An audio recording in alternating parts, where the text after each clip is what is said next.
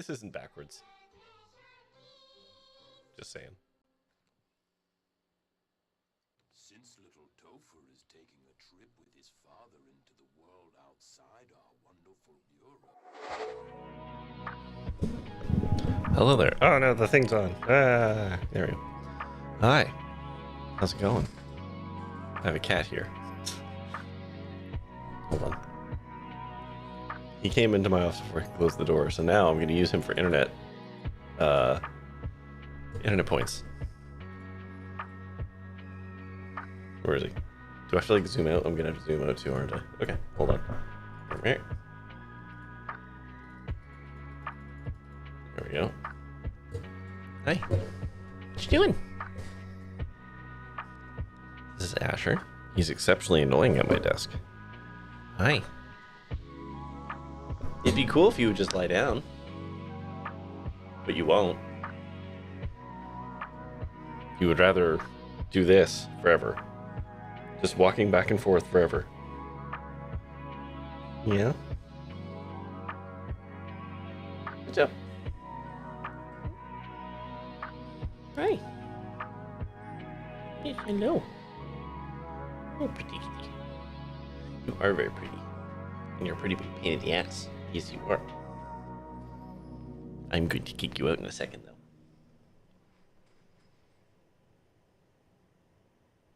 See, this is what he does. He just kind of stands in the middle. Hey? Are you leaving on your own volition? Oh my god, he left it all on his own. It never happens. And now the camera's all too far that way.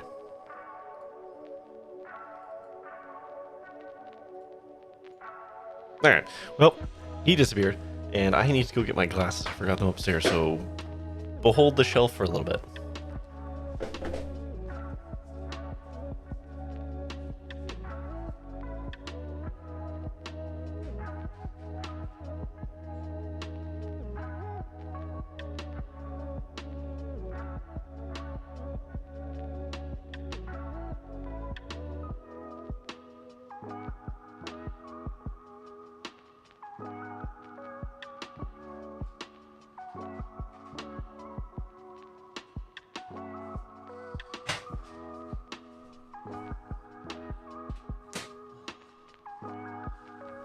Okay.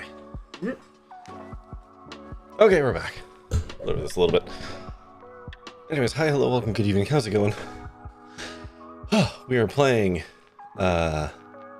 Rosewater tonight. Just make sure that's still connected. Cool. Hi, Zonic. Hello, Max. Doing Multiplayer Wednesday. Well, I hope it is enjoyable and fruitful. Hello, Chucky. Did this thing connect to the YouTube? Wait. I'm live over there, right? Yeah, okay, I'm live. Oh, there it goes. It just caught up. Okay, anyways. Yeah, we're gonna do more Rosewater tonight. We were just about to, well, we just exploded the door off of an abandoned lab. We're gonna go poke around in there for treasure. Seems straightforward enough. That's pretty much it. We've kind of assembled our posse. So we're gonna see how that all, I guess, plays out. But yeah, I'm just gonna get it going because I want to play.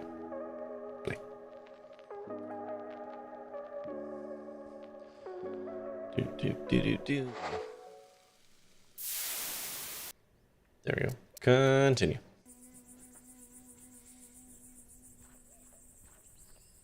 Hey, Phil. What up?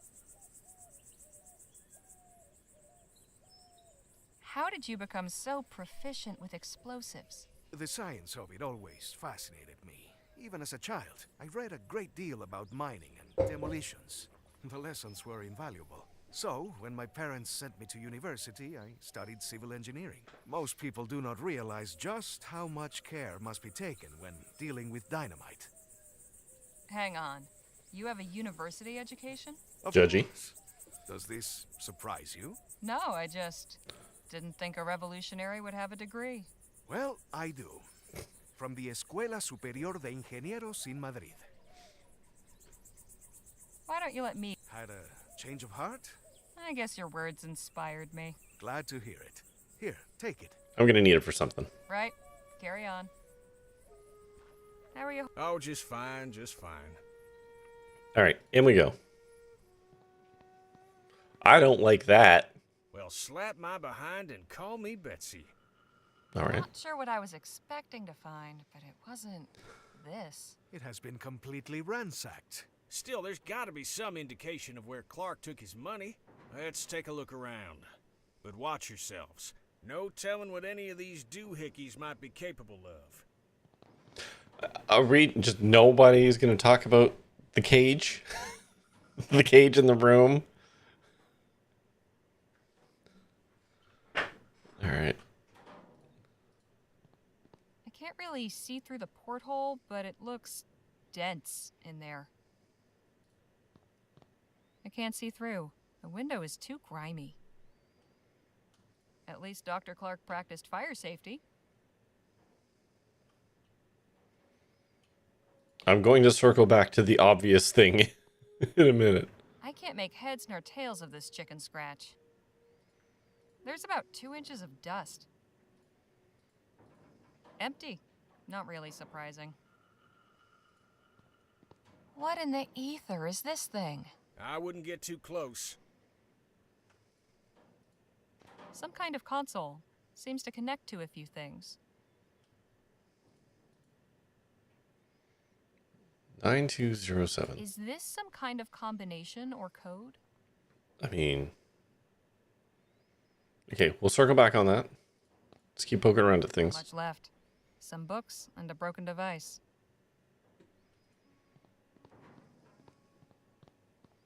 Looks like some type of cannon, and it's pointing right at the cage. A wooden mannequin in a cage? I have so many questions. You sure you want them answered? I'm hoping it was I was trying to bring the mannequin to life Can we talk? and not On your mind. I was actually the first supervillain of Vespecia.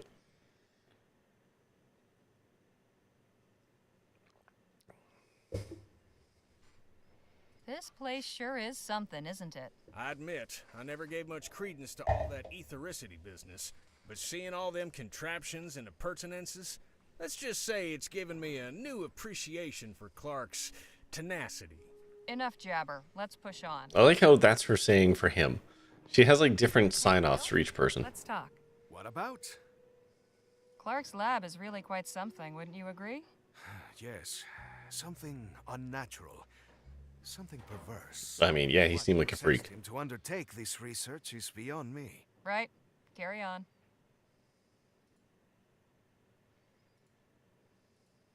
All right, let's play with the doohickey. 9207. Well, It won't turn any. 9. One of the dials is missing. Just my luck. Okay, so we're gonna have to find that. It won't turn. Okay. TT-180 must be this contraption's model number. I guess this measures etheric pressure, whatever that means. Okay. So we gotta find ourselves a replacement doohickey.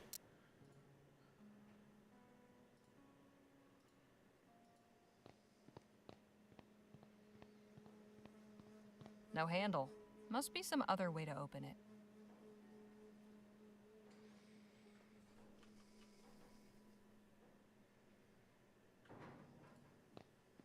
At least Hey, What up? Whatever. Oh, there's other screen.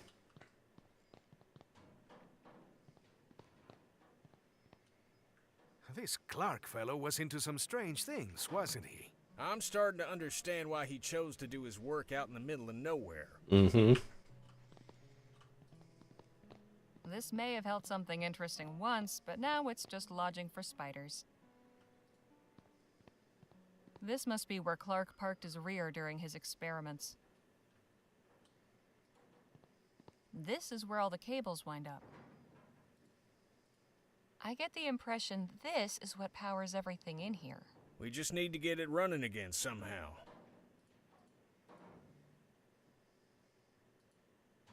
try, but I can't remove it with my hands. That won't help me.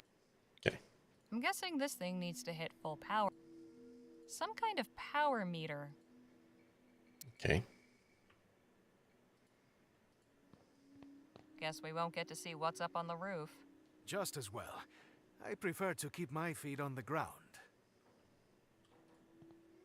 I can't begin to fathom what these contraptions are for. Nothing of use to us. Anything interesting in there? Not really. Probably why they were left behind. Looks like a toolbox. What's it doing all the way up there? Because it wants to be a Way puzzle. too high for me. Want me to give you a boost? Nah, I still couldn't reach. I'll think of something else. That's not going to help. Maybe this will help. Then again, maybe not. Hmm.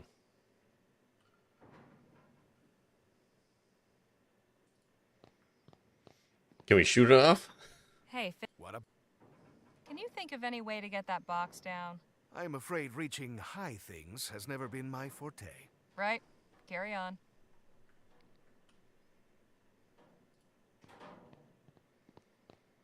Can we talk? What's on your mind? Any clever ideas to get to that confounded box? Not too many, I'm afraid. Hang on, I've got an idea. Why don't you just shoot the box down? Beg pardon? Let's put that gunslinging know-how of yours to work. Yeah. I may be a showman, but I ain't a performing monkey. It's as I said about those bottles. I never perform sharpshooting tricks without a crowd. Fucking dork. Crowd be damned.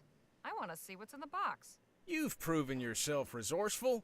I'm sure you can find a more practical way to get to that box that doesn't involve me wasting ammo. Damn it, damn it, Francisco. I don't understand. You showed off your prowess with a gun before. Now all I'm hearing are excuses. Why so shifty all of a sudden? All right, look. The truth is, I've gone a mite rusty. A couple of years ago, I could have done it with my eyes shut, but time ain't been kind to my hands. So how did you pull off that juggling trick? Danny's the one that shoots the ball from the wings. You want that box down so bad, ask him to help you when he gets back. Hmm. Might I borrow that arrow? At least we got him to admit to it. By all means. Maybe it'll bring you some luck, too.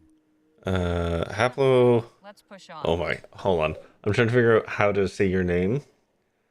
Haplo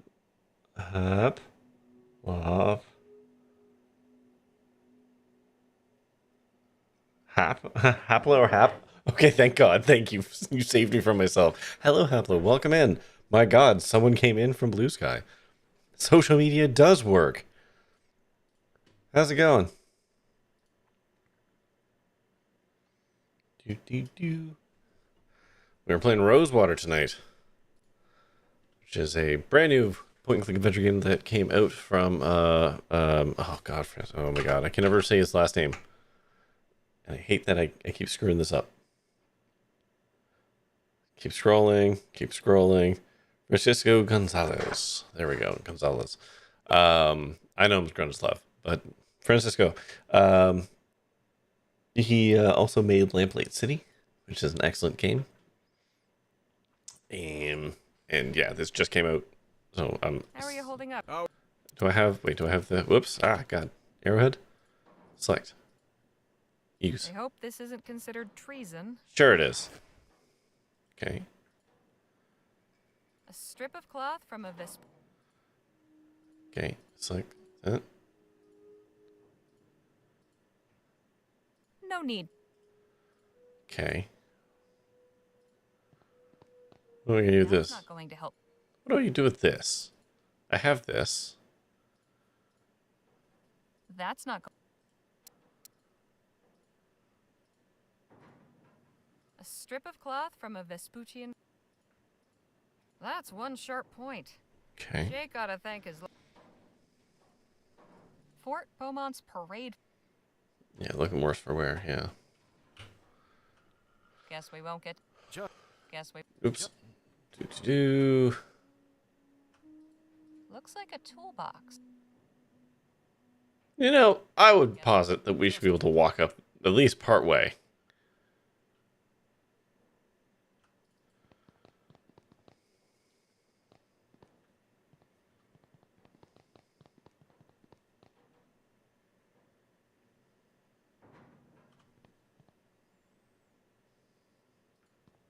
Looks like it's connected to the door somehow.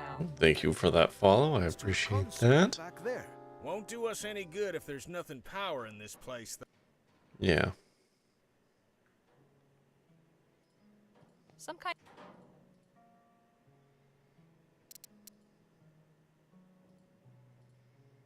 That won't.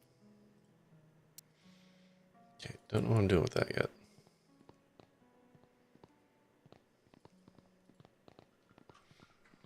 Looks like a fun game. It is. You know what? That's like the one thing I need to replace from stream moments is the follow message. Okay, can I pull the lever, Gronk? No good. There's some power getting through, but it needs more. Oh, hold on. Let's see if the. Haha. Oh, thank God, I only have to do one. That did it. Watching games and doing work while web development? Yes, who would do that? Definitely not someone such as I. Uncle drops flashbacks. Yeah, we're not on the clock though. The power's not getting through. This wire's all corroded.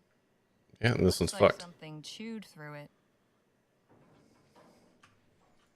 Looks a bit worse for wear. Just have to get it working. I ain't either. Okay, what do I got? I got some cloth. That should do it. That's not anything. Okay. I could try scraping it, but I don't want to risk. Corrosion. Can you use this? Just wipe it The off. muck's too solidified to wipe off. Okay.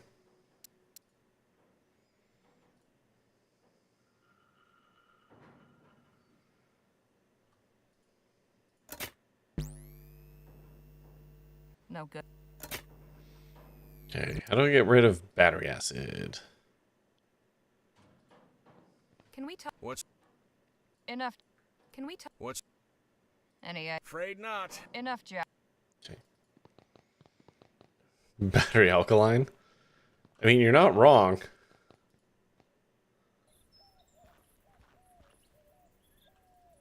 Can we leave?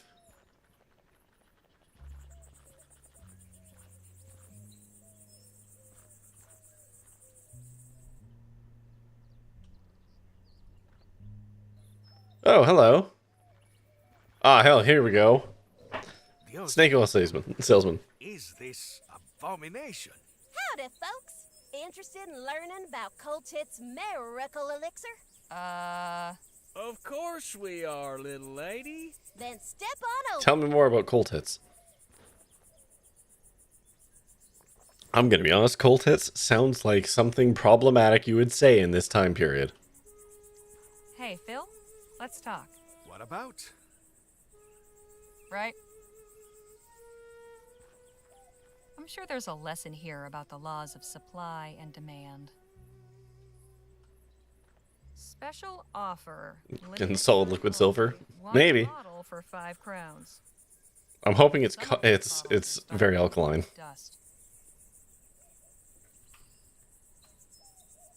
Professor Xander Coltit III. Good medicine for good people. My guess is the primary ailment these folks cure is swollen purses. Boy, oh Very boy, probably. I sure wish I was you. Beg pardon? Why, today's your lucky day. Is that right? Yes, sirree. You're just in time to experience the travesty. The travesty? Miracle elixir. The what now? Oh, dang. I mean, the majesty. There you go. Third miracle elixir. My name is Olivia Coltet, and I'm here to answer all your questions Sorry. about this evolution. It just sounds like something problematic. Are you sure you don't mean revolutionary new medication? That's what I said. So, do you want to hear about it or not? Fine, I'll bite. Tell me about this miracle elixir. Glad you asked. From the maker of the wildly popular Coltit's Emulsified Soporific comes Coltit's Miracle Elixir, the finest, most elective tonic in Vespuccia. Guaranteed to treat and cure all illnesses from arthritis to yellow fever. And for a special Good old limited cure-alls. time, we're selling it for the reasonable price of just 5 crowns. You know, T3, just because you like Vor doesn't mean all the mouths you look at are Vor fodder. Like, most mouths are just mouths. That wasn't the point. You don't like their mouths. That was the point. Just mouths are mouths. Yeah. I don't know why. This is such a wild conversation starter. How often do you open a conversation with, I like Vor. However. Sounds pretty miraculous, all right. What's in this elixir, anyway? Oh, I don't know. Daddy's the one who makes it. Oh, but I know he gets his secret ingredient. Oh, Ethel. There we go. Ethel. He always talks about her when he makes a new batch. 5 crowns seems a bit pricey. How about I give you 2 instead? More often than you think? Daddy told me not That's to. concerning. Oh, I'm sure we can agree that rules were made to be broken, young lady. Would you consider 3 crowns? We'll tell everybody we meet to come see you. Then you can charge them a reasonable 6. Well, okay, deal.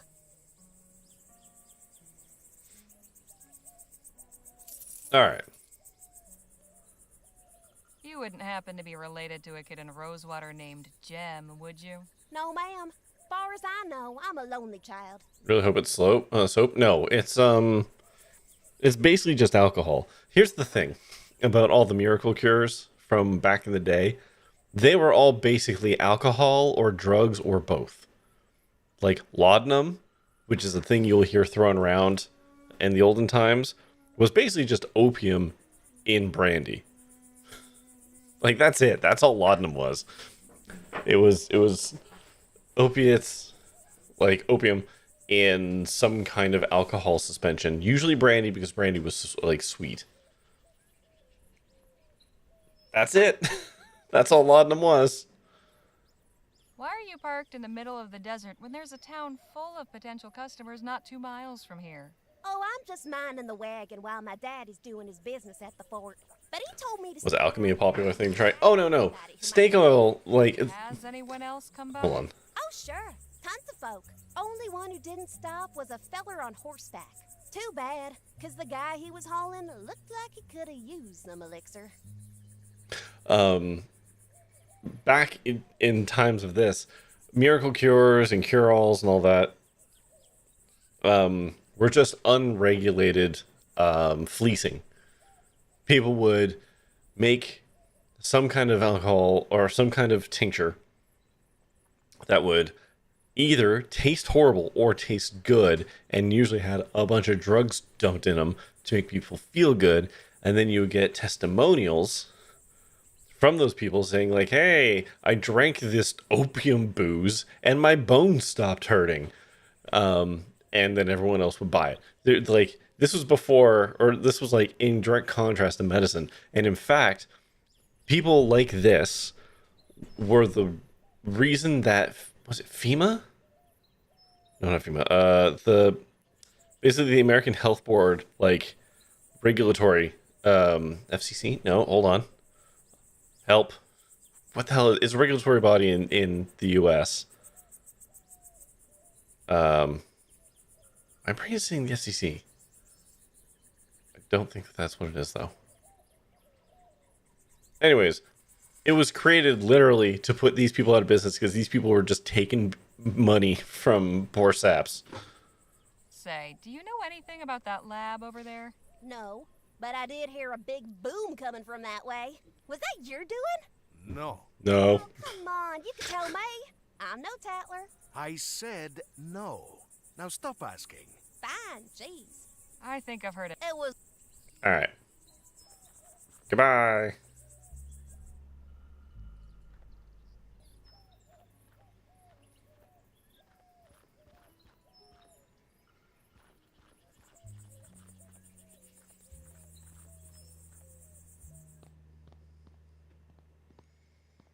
All right, now we should be able to use the miracle cure on here. Professor Xander Coltit III's miracle elixir. Guaranteed to cure Cure what ails you. Yeah. I'm sure that's the case if what ails you is sobriety. Whew! That'll put hairs on your chest. Let's put some of this elixir to good use.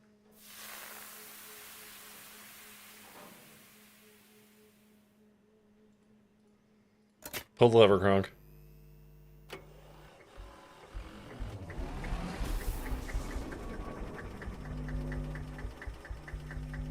It's probably fine. Damn.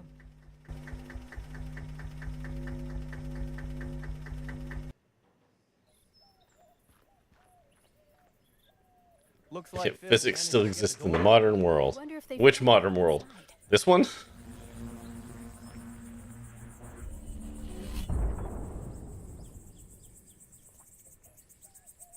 I'd say so, yes. We are up and running. Impressive. This technology is amazing. What did this Clark fellow intend to do with such power? I'm beginning to wonder about that myself. Nice job getting the lights back on. Get everything squared with the Otham? I think so. They're adequately supplied. They should be well off for some time. Well, I suppose we should see about... Hello? Is someone in here? Damn. Looks like we've attracted some attention. Can't imagine how. Come in peace. Please make yourself known. Guess we don't have much choice. Hail! Hi? Goodness, I wasn't expecting so many of you. And we weren't expecting anybody at all. Terrific. Another one of these loons. You think he's associated with that fella we met outside? Yes. I am Paul Burkhart, emissary of the Luminarian. Mm-hmm. The what now? We are disciples of Dr. Clark, protectors of his artifacts and legacy. No kidding. So you must know all about him then. Quite so.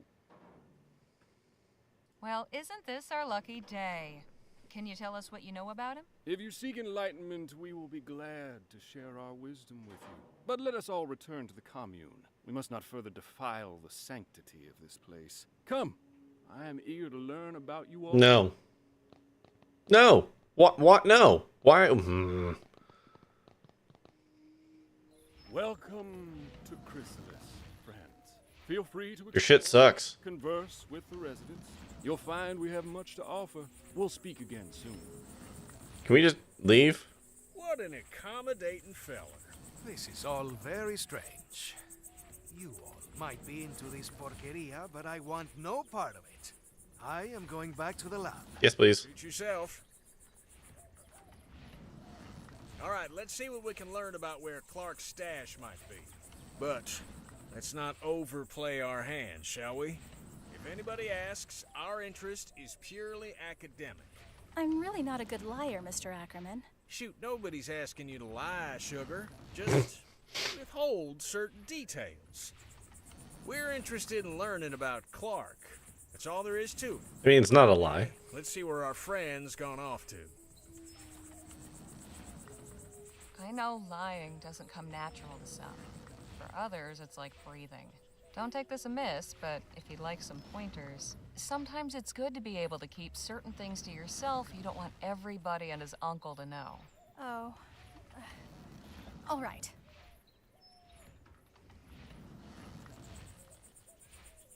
Above all else, be confident. If you sound like you believe what you're saying, they will too. You seem to have a lot of experience in these matters. Maybe, but I only lie when it's necessary. You find it necessary to lie? Sure, at times. To save my skin. You don't? I haven't needed to. Lucky you. Well, you're rolling with the wrong crowd. But if anyone asks sippy, what sippy, you were sip, up to sip. the day when, say, a wagon got raided outside Rosewater, a little capacity for dissimulation might be handy to have. Your advice is appreciated. I'll just see what I can find out on my own. All right.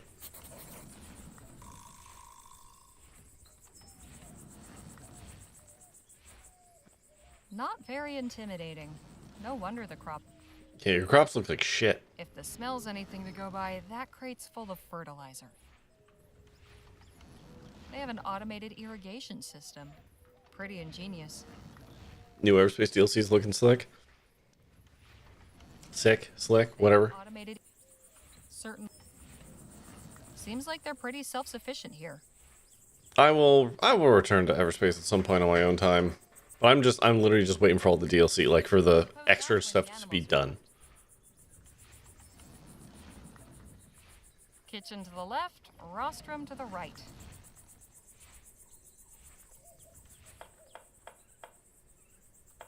Full of grain by the look of it. Quite the contraption. I'm sorry. Do they have That's Portal? quite imaginative. Is this breakfast? It will be. I hope everyone likes it. I think I saw this model in the latest Bulls Clearage Frontier catalog. Fancy. The Paradigm. Hello. How are you? This isn't much Welcome use in. with the wheel missing. Handle still looks good at least. Yeah, I'm not going to go talking to people yet. I'm just poking around, see what I can see.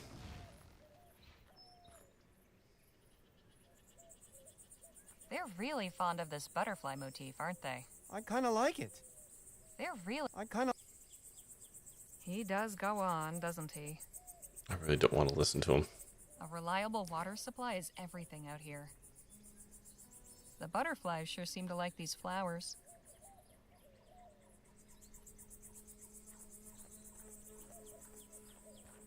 Something about that makes my skin crawl. The butterfly makes this one less creepy, but not by much. Hey, Dan. Start with Danny. What's going on? So, what's our friend on stage been jabbering about? What hasn't he? This guy makes Jake seem like a silent monk by comparison. Anyway, it's mostly been about Clark, his etheric research in New Britannia, how he built his lab out here after the Expo disaster. Excuse me, miracle, that sort of thing. He says Clark transcended. I'm not sure what that means. I don't know, but it doesn't sound good. What's your It impression doesn't. of Chrysalis? Well, it's peculiar. Everybody's got a job to do, a way to help. Nobody's left out, and that's nice. But all this stuff about etheric beings? It sounds, Crazy? You said it, not me. Anyhow, I wouldn't mind hanging around a while. I was wondering if you might help me out with something. What? There's a toolbox inside Clark's lab that's out of reach, and I've had no luck getting it down. You haven't even tried. Can I put your pistols to the task? I asked Jake to do it, but he said you were the one for the job. I could do that. Yeah. You want to go right now? Okay, no, we'll do it This very in a minute. No problem. Just ask me again when you're ready. I'll leave. I hope I'm not interrupting anything. Ah, Harley. Miss Larkin here was just telling me about this fascinating place. Oh, and welcome. It's so nice to have visitors. Thanks, but I was hoping to have a word with Jake in private. Of course. What's on your mind? This is hardly private. So, what have you picked up from these fine folks? This ethericity stuff is much more complex than I thought. Seems our friend Dr. Clark may have been on to something after all. I'll just leave you to it then. Oh no, he's going to convert. I don't know if I want to listen to this, but we're going to listen to this. My friends, today we give thanks for our manifold blessings. On this day of celebration, the Evocator's Day of Transition. Oh, what are the odds? And why do we celebrate today on the 8-month anniversary? 8-month Because anniversary. One Okay. is nothing special. One is an isolating, selfish. One is the loneliest number. Perfection. 8 is infinity. 8 is the flap of the butterfly's wings. On this day Oh in my God. March of this year, exactly 8 months ago, the luminous ones called Evocator Bennett up to join them in the luminous... Okay, so they're saying he's In so dead and gone, huh? They showed us the path of light, where soon Oh dear. we all shall follow. Oh dear. Now our soul sibling Bennett dwells among them in the etheric realm beyond this earth, in a transcendent union of cosmic harmony and peace. Oh dear. Them some culty words you were using there. I think I. Nadine, could we have a word? Of course. You enjoying yourself here? These are good people. I'm glad we met them. You don't find them a bit odd? I'll admit, I don't quite comprehend their philosophical ideas, but they've welcomed us with open arms. The least we can do is offer open minds. I'll leave you to your conversation. Excuse me? Ah, hello. You must be one of Miss Redbird's companions. That's right. Harley Legere. My name is Evan. Evan Holbrook. Welcome to Chrysalis. Evan was just showing me the cookhouse. You know they grow or raise everything they eat here themselves? Well, mostly. Sometimes we need to resupply from town, but we aim to be fully self-reliant. Our dedication will be rewarded with bounty. Mm-hmm. So, are you the biscuit roller for this community, or what? Not quite. Everyone in Chrysalis does their part. It's my day on the rota to fix breakfast. Do you have a doctor? We have a few skilled in healing, yes. I do wish we had... That wasn't the same words. Our crops haven't been thriving like we hoped. What's your story, Evan? How did you join up with these folks? Well, like many of the others here, I was living in New Britannia. My wife was there at the etheric demonstration at the expo. I thought I'd lost her forever. But emissary Paul found me and explained how she hadn't perished. Oh dear. Merely transcended. Oh dear. First, I didn't believe him. I wanted to throttle him, actually. I can understand that reaction. But I realized that in my grief, I had become blinded. Oh, I am so sorry. Ah, don't be. One day I'll transcend too, and we'll be reunited in the ether. Okay. You don't have any cooling around here, I hope. Crops weren't doing well. Why not? Getting the irrigation in this year saved some of the crop, but we're facing lean times. We simply must find a way to grow enough to feed everyone. Okay. Did you ever meet Dr. Clark? Alas, no. I hadn't really heard of him before the expo. I was looking at the wax anatomical models and the medical models exhibit. Nice. But my wife said they turned her stomach, so she went to see the etheric pavilion instead. I don't think she really knew who Bennett Clark was either. It was just something to pass the time. If only either of us knew what a significant thing was about to happen. Clark's demonstration? Indeed. The miracle that drew aside the veil and took my... Trying to stay on the sweet side of this to get info. blessed souls up into the etheric realm. I only regret that I wasn't there, so I could have gone along with her. Do you know where Dr. Clark disappeared to? Evocator Bennett didn't disappear. He transcended. Again, you use this word. What do you mean by it? He passed through the etheric gateway and joined with the luminous ones. Yeah, so he got turned into nothing. Okay. Exactly what was Dr. Clark researching? Ethericity, of course. Of course, but what about it? Energy sources? Industrial applications? Ooh, excuse me. What? Miss Legere, I couldn't begin to tell you. Whatever reasons he may have given the public, the bankers, the professors, and what have you, his true purpose was to open the way for humanity to pass into the etheric realm. Uh-huh. It wasn't easy. He spent 2 years in that laboratory before transcending. Soon the day will come when we all can follow him. It was good talking to you. I'll leave you both to it. Goodbye for now. See you later, Harley. They're busy. All right, let's talk to this guy. Well, well, if it isn't my old friend. The Defiler returns. Hey now, don't get your britches in a twist. You're a guest of Emissary Paul, so I'm obliged to welcome you. But if you continue casting your shadows of discord over all that is bright here, there will be consequences. All right, dude. Okay.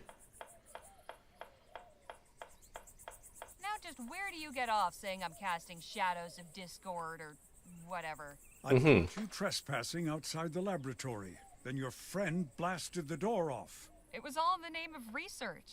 I'm just as interested in all this as you. You've a peculiar way of showing it.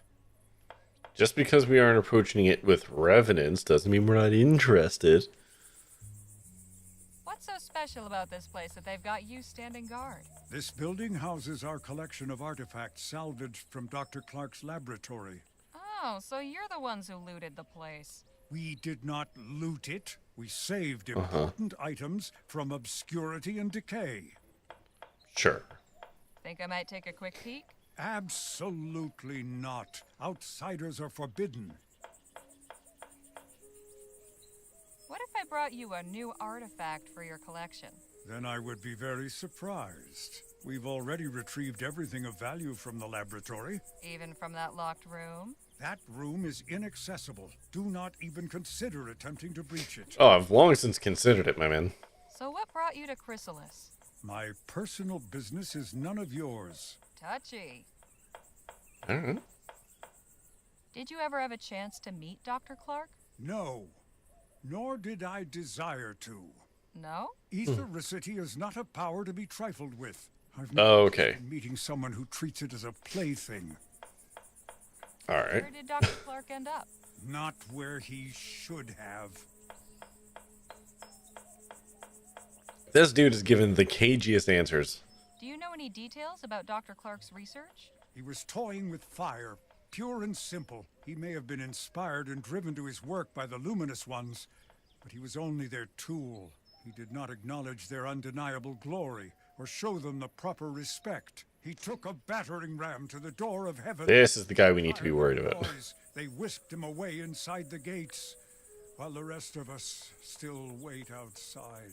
So what you're saying is, you don't actually know. I've underestimated you. I didn't think there could be someone more arrogant than Dr. Clark. So how does one go about joining your little club? You think if you joined us that I would just suddenly allow you to enter? Sure, you said only outsiders were forbidden. Nice try, but not on my watch. I'll leave you to your guarding. Try not to die of boredom. All right.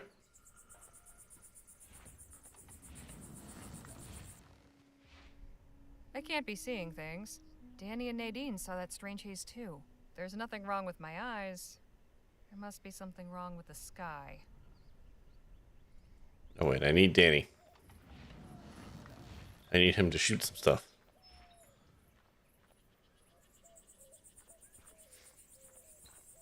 Hey, What's going on? let's go. Ah, Phil. There you Just are. fucking standing here. Those luminous lunatics. How long you just been staring at the wall there, Phil? Not entirely. Danny's come to help get that box down. That's it, up there. Right. You might want to stand over on this side, Phil.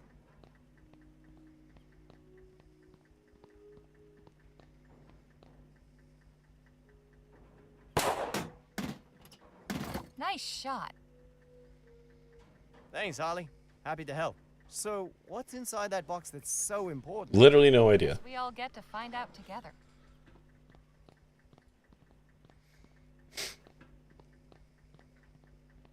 There's more than one way to get a box open. Well, anything good inside? Not really. Just a wrench and this odd dial thing. Okay. I hope it was worth the trouble, then. Literally need both of those things. I'm heading back to Chrysalis. See you both later.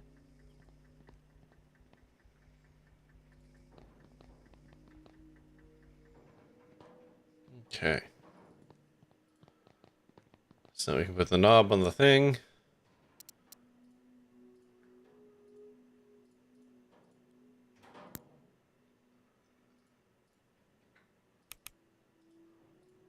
Nine 9207 and flip.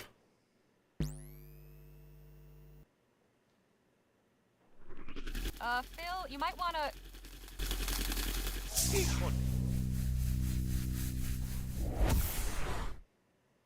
Move. Are you all right? I think so. The cage seems to have absorbed all that energy. Hmm. Just warn me before you try that again. So, this console operates equipment by setting the dials in a 4-digit sequence. That means we need to figure out the right code to get the door open. Hmm. I can't see. No handle.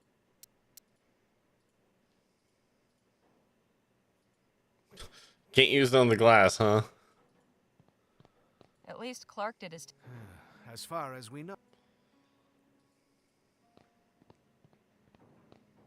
Empty. I can't...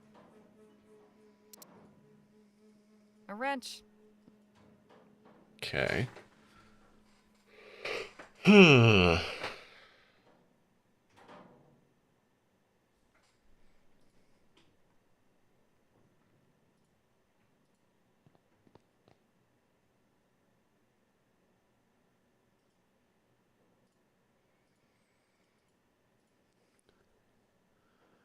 $1847 maybe? Or 6947?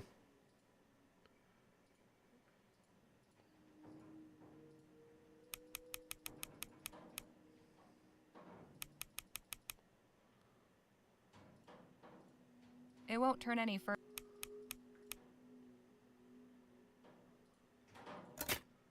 No good. I guess those dials... Okay.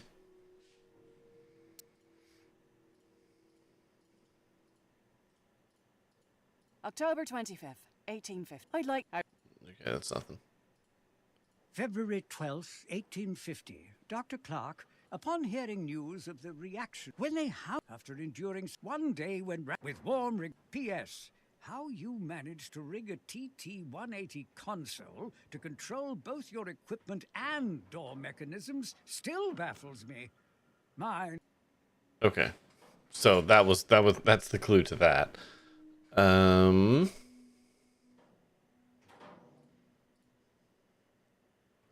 6947.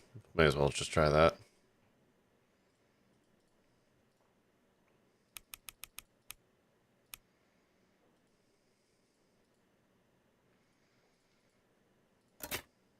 No good. Okay. All right.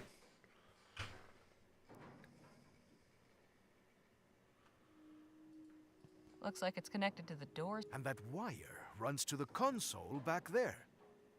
I can't... Okay.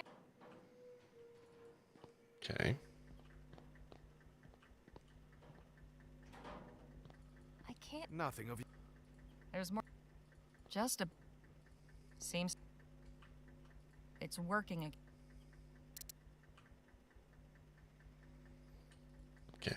I don't think there's anything else here for me at the moment.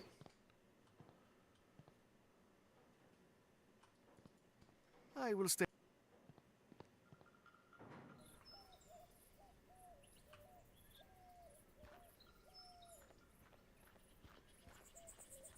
Whatever turning on that generator did.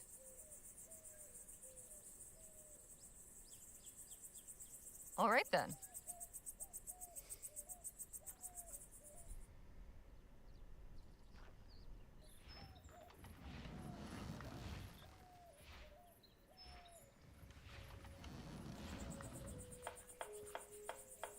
I've got...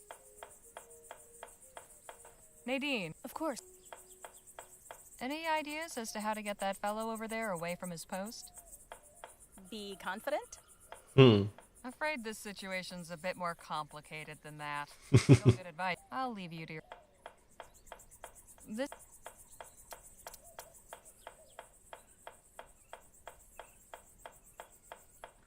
I'll have this handle off in a jiff.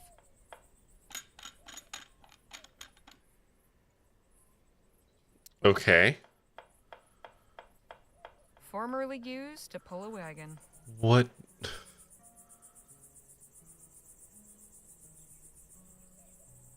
What do I do with that?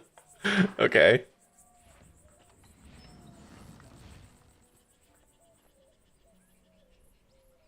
Could we have... Sure. What's on? I got a theoretical question for you. Shoot. Say you needed to come up with a sequence of 4 numbers. What would you pick to make it easy to remember? Hell, that's easy. 1817. That didn't take you long. It's the year I broke my first filly. If you... Gross. Not something one forgets easily. Right. I think I've found a promising lead. There's a shack on the other side of the commune full of things salvaged from Clark's lab. Only problem is it's being guarded by that first luminarian we met. Oh, the feller with the tinfoil chapeau? Yeah, I won't forget that. Ew. How can I get past him? He's a peculiar one, but he seems to be the most reverent to these folk. Perhaps you could win him over with a peace offering. There might still be something in the lab that's been overlooked. I'll just leave you to it then. Hey. What's... If you had to pick a 4-digit number sequence that was easy to remember, what would you pick? Suppose it'd be something important? A date, maybe? Or a memorable year? Never really thought about it. So, where did you learn to shoot? I, used to know some folks that were handy with pistols. They gave me a few pointers, and I just sort of picked it up. I'll leave you to the lecture. Yeah, well, we're just gonna leave that cagey ass response right where we left it.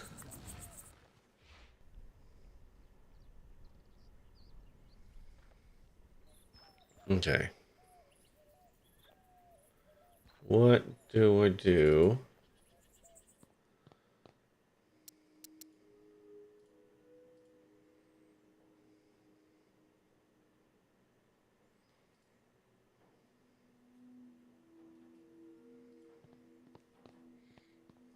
An interesting piece of equipment. From a broken wagon in Chrysalis. Well, keep hold of it. It could be useful. Thank you for the rainbow. Need pride more than ever?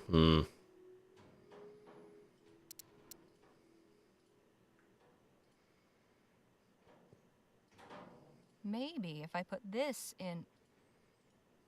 Okay.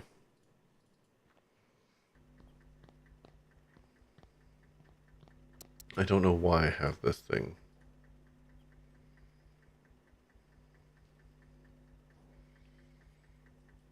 Okay. You need to get the door open.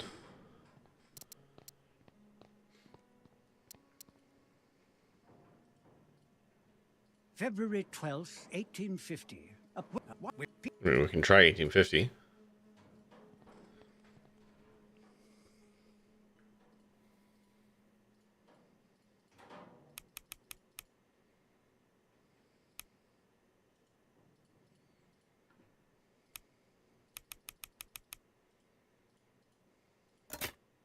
No good. I guess those... Okay. Not the best.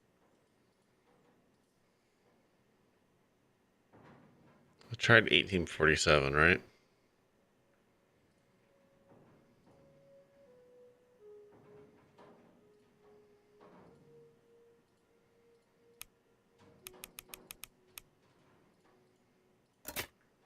No good.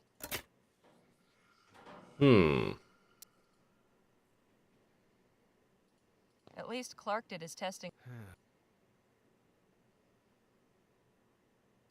Hey. What? Any ideas what the code for the door might be? It could be anything. Unless I find it written somewhere, I don't see any other way. Santa Maria. That could take months. If what is behind that door is so important, then the code itself must be something meaningful to Clark. Maybe you can deduce... I am certain those... One of the luminarians is guarding the place. Naturally. Are you Seeking a distraction? If you have an idea, I'm all ears. It just so happens I do. I have had a look around, and this machinery is quite unstable. With a few more items, I could finish what we started with the door and send this whole place up in smoke. That would give you time to search, no? It would, but it seems a touch extreme. What would you need exactly? Well, mainly fertilizer and flammable liquid for accelerant. I can construct a detonator out of scrap I found, but I will need something to serve as the plunger to set it off. Well, I'll consider it. That's... Right? Carry on. I don't know if I want to blow this fucking place to smithereens.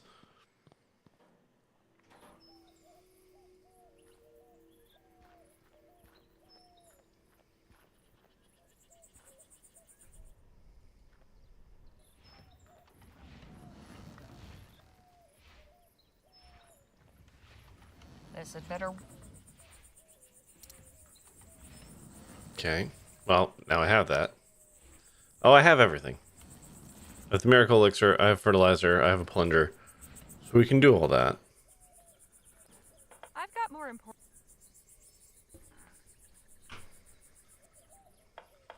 Hello again. Miss Lejeune. Your friend over there refuses to let me in to see Clark's artifacts. Yes, Samuel is quite a stickler for the rules. Sometimes I think he lets his duties as the emissary's assistant get to his head. It was good talking to you. Goodbye. See you later. All good. Yes.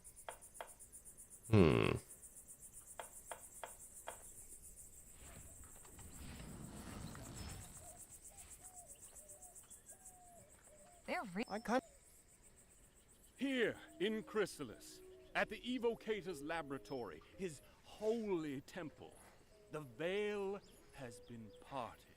And on the other side, the luminous ones are waiting to welcome us home.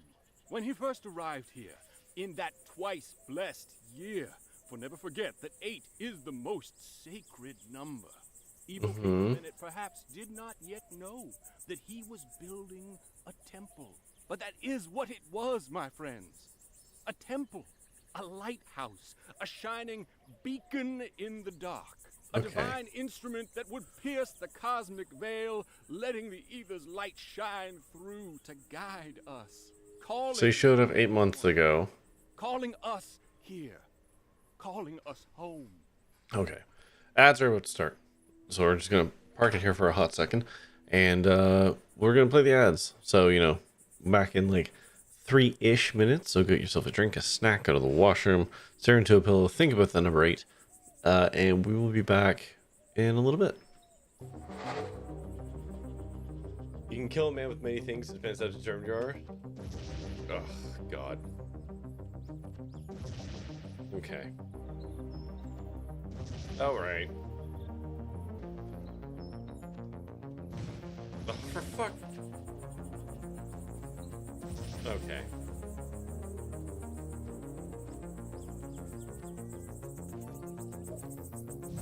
Jesus. Heavens no. I have a wife and 3 children. Uh-huh. The spawn of my loins. What? Monroe and I are good friends. That's all. I don't know if there could have been a grosser way to say that. Beloved spawn of my loins. Okay. Not too doing too shabby. Yeah. Job hunt continues. Gotta do an assessment tomorrow. Such is the way of things.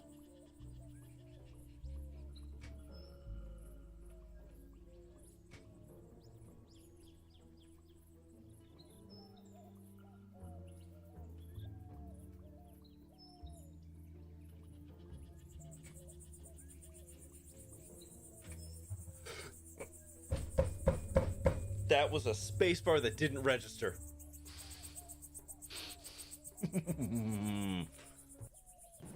Progress. Yes. Look.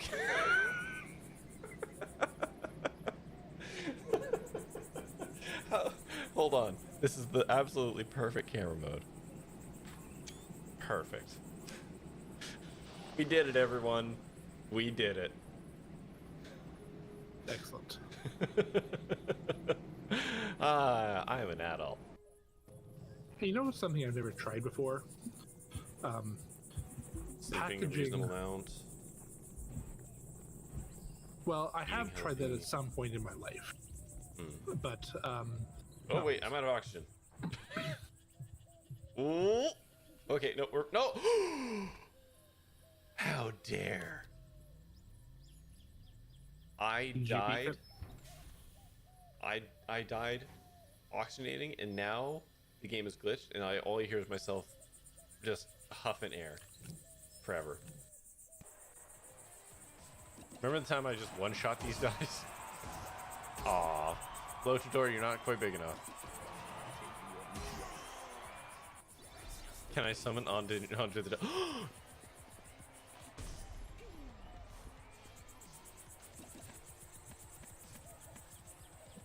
Oh.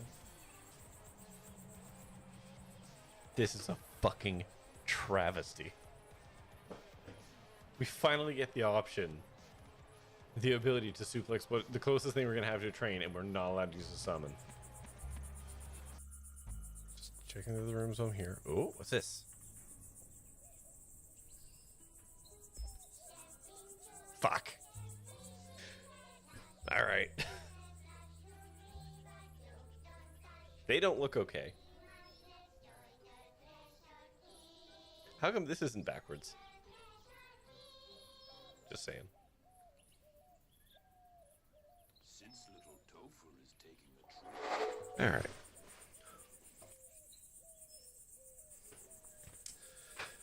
Alright. Okay, so 8 being a fancy number, maybe there's something to that.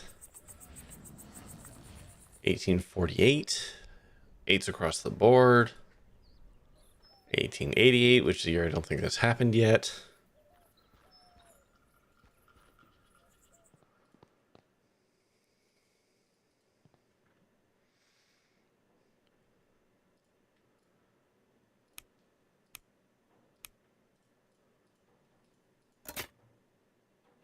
Oh.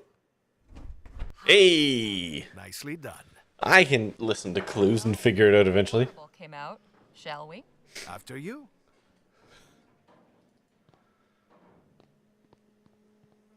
I don't. What in the ether happened in here? I do not know. I am not. I don't like any of this. Oh no. I don't like any of this. These mannequins are disturbingly lifelike. This one's posed like it's reaching for something. Clark's research involved playing with life-size dolls? Que locura! Ripe and juicy tomatoes. How can they grow without any soil? Easy. Devilry.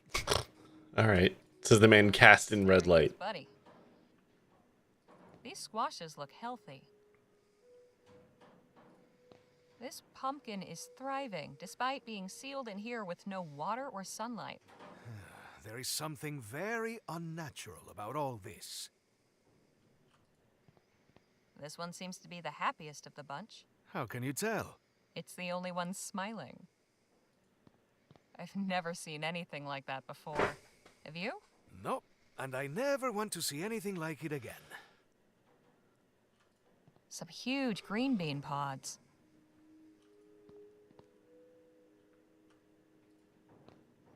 This one's missing its head. I wonder how that happened. I can die happy never finding out. That mannequin's head fell over here and has been wrapped up by a tomato vine. This might be of interest to our friends in Chrysalis. Ripe and juicy tomatoes. Completely overgrown. Probably for the best. These squashes look healthy. Alright.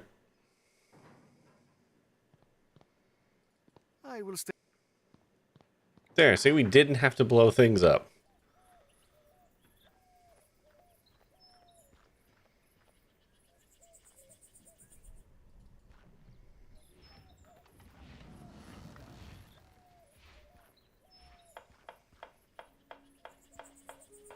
lot more important.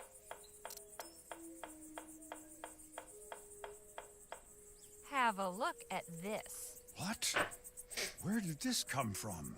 Clark's lab. His test room, to be precise. You were able to get inside? Sure was. It was full of plants and all kinds of weird equipment. The ethericity seems to have boosted the growth of the seeds somehow. Like a jungle in there. I cannot condone your reckless disregard for the sanctity of the laboratory, but I also cannot deny Blah, blah, blah, the blah, blah. importance of this discovery. Blah, blah, blah, blah, blah, blah, blah. You're welcome, sir. I'm eating some chips. In celebration of my big smart brain. And you have to listen to all that folly. There we go. I will mute my mic while I chew. I'd better be quick. No telling when that chump might come back. Some notes documenting the effects of ethericity on animals. They're signed by a Juliet Montgomery. That name sounds familiar. The New Britannia Gazette. The lead article is about the upcoming Lamplight City Expo. Interesting how the follow-up is nowhere to be found.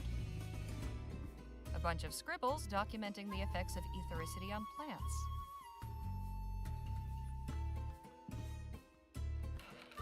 Lots of extra glass. Nothing but empty. Damn, that's got a kick to it. It's full of cloudy orange liquid. What in the hell is this supposed to be? Didn't do anything. Probably for the best.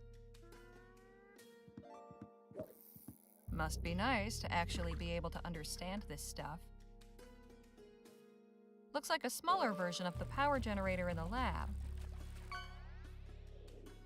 That didn't do much. Some old bearded guy. The flag says Galileo Galilei.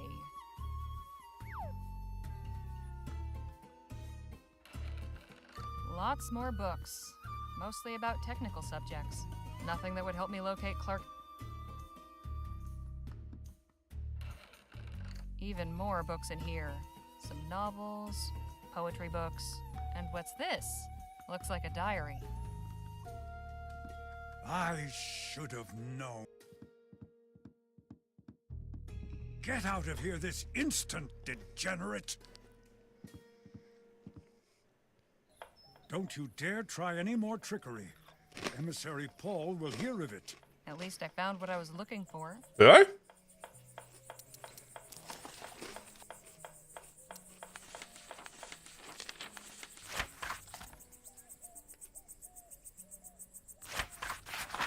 Go on.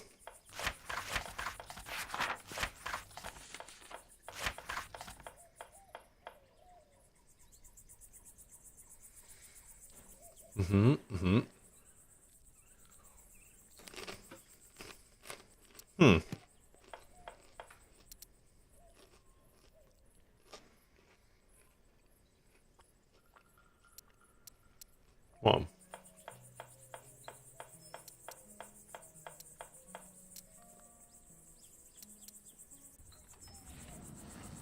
Okay, that's an old save. Okay. Ah, I've got to do it all again. Shit. Fucked it completely. Okay. On 4 from up. Okay, well. Nadine, of course. You enjoy. I'll I'm just gonna scream through it. Excuse. That's right. My name's Evan. You. So, do you... What's? I don't know if any of these are going to be specific triggers. Exactly. What? Did you? Clark. Do you? He passed. It was. See. Okay. Well. Hey now. But if you. Now. You. What's this? We think of. So. What if that? Did you ever? Eat. Where did? I've done all this. We're just rocketing through my own screw up of not saving before doing stuff. Try not. Okay.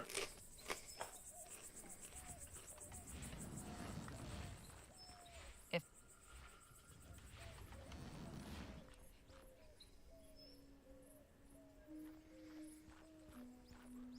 My Mm-hmm. Do the second one? in a divine call. Okay. We will never forget. And he raised, and 2 years later, and he. Okay. So yeah, the answer to the dwarf thing is to listen to this guy repeatedly. Hey, Danny. What's going? His exactly. Oh. What? But you any?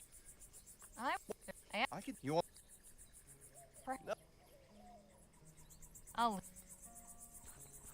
I hope I'm. Ah, Harley. Hello.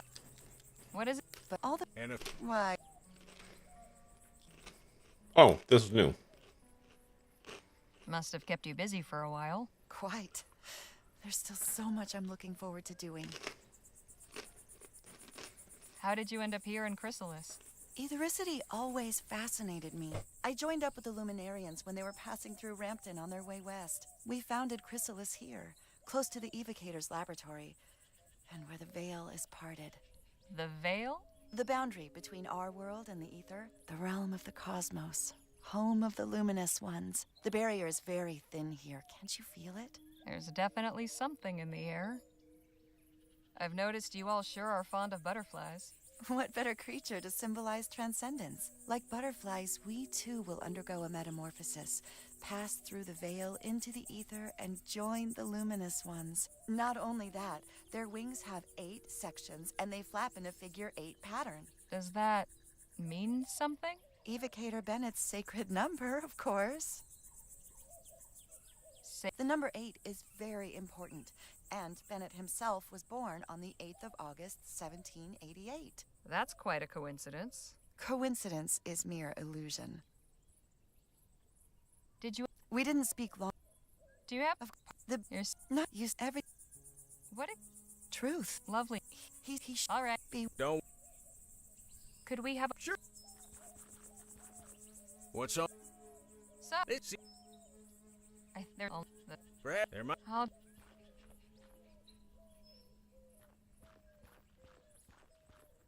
Hey, Dan. Let's go. No, that... You might want to stand.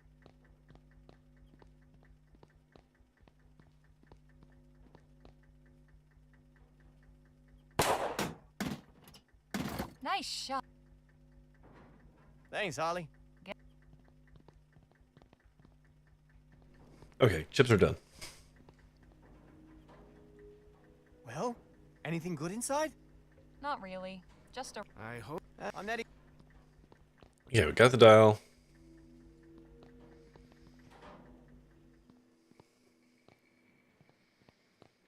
So we start by doing this. I think we have to do 9207 first.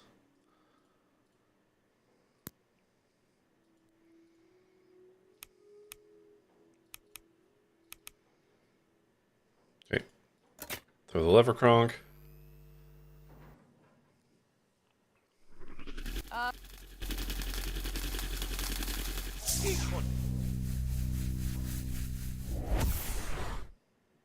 Move. Are you all right? I think so that. Okay. So I think I have to look at this. No. Okay. Then we do this again.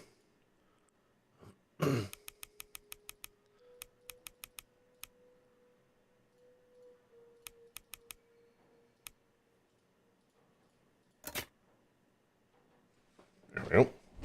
Hot damn. Nicely. Well, shit. In the hole we go. It's all spooky. This.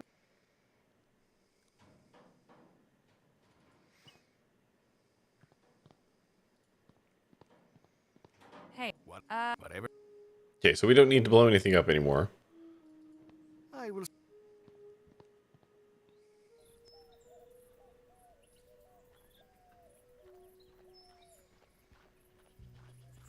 Whatever.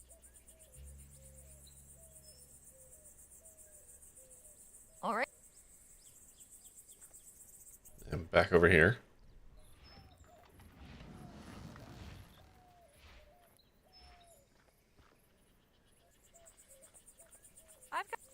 So now we give this guy this. Have the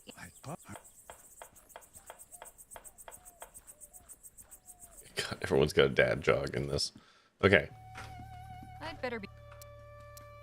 Now we're gonna save.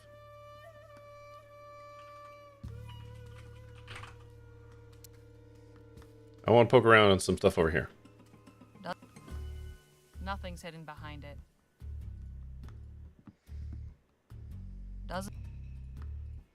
Let's see. Books on science, engineering, astronomy. I'm sure this is all fascinating, but it's not going to help me any. Bottles of different colors. More scrawled nonsense. Just another one of full of all kinds of liquids. I'd rather not know what they are. It somewhat resembles a telegraph, but what is this box for? It's a spirit box, isn't it? Things some people will keep for posterity, I'll never understand.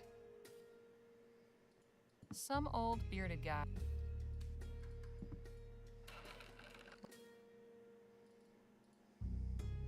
I guess we're allowed to touch everything until we touch the right thing. Seems. Damn.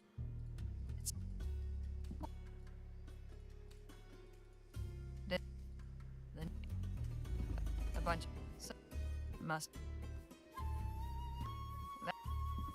I should have known. Oh, interesting. He does actually have a time limit.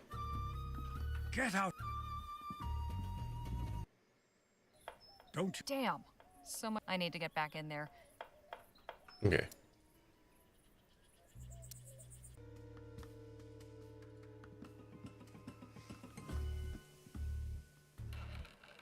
Even more books in here. Some novels, poetry books. Nice to know Clark had other interests. So it must have been one of the things around here. Lots more books. Mostly about technical subjects. And what's this? Looks like a diary. Ah, there we go. So yeah, if you find that, you get triggered. But otherwise, there's an upper limit of things you can poke around at. Okay. Don't you dare try any more. At least I found what I was looking for. In good news, I don't have to burn down your temple. You're welcome. Should probably get out.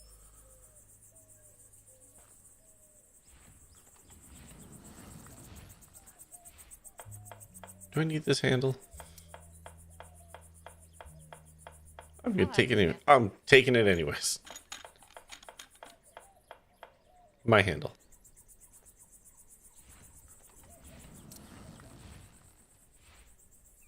The final entry is bookmarked with a letter.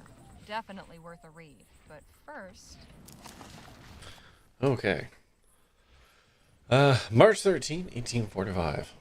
I'm embarking on a new project, which means a new journal. Here I will record my notes and observations from a series of experiments on the generation and application of etheric energy.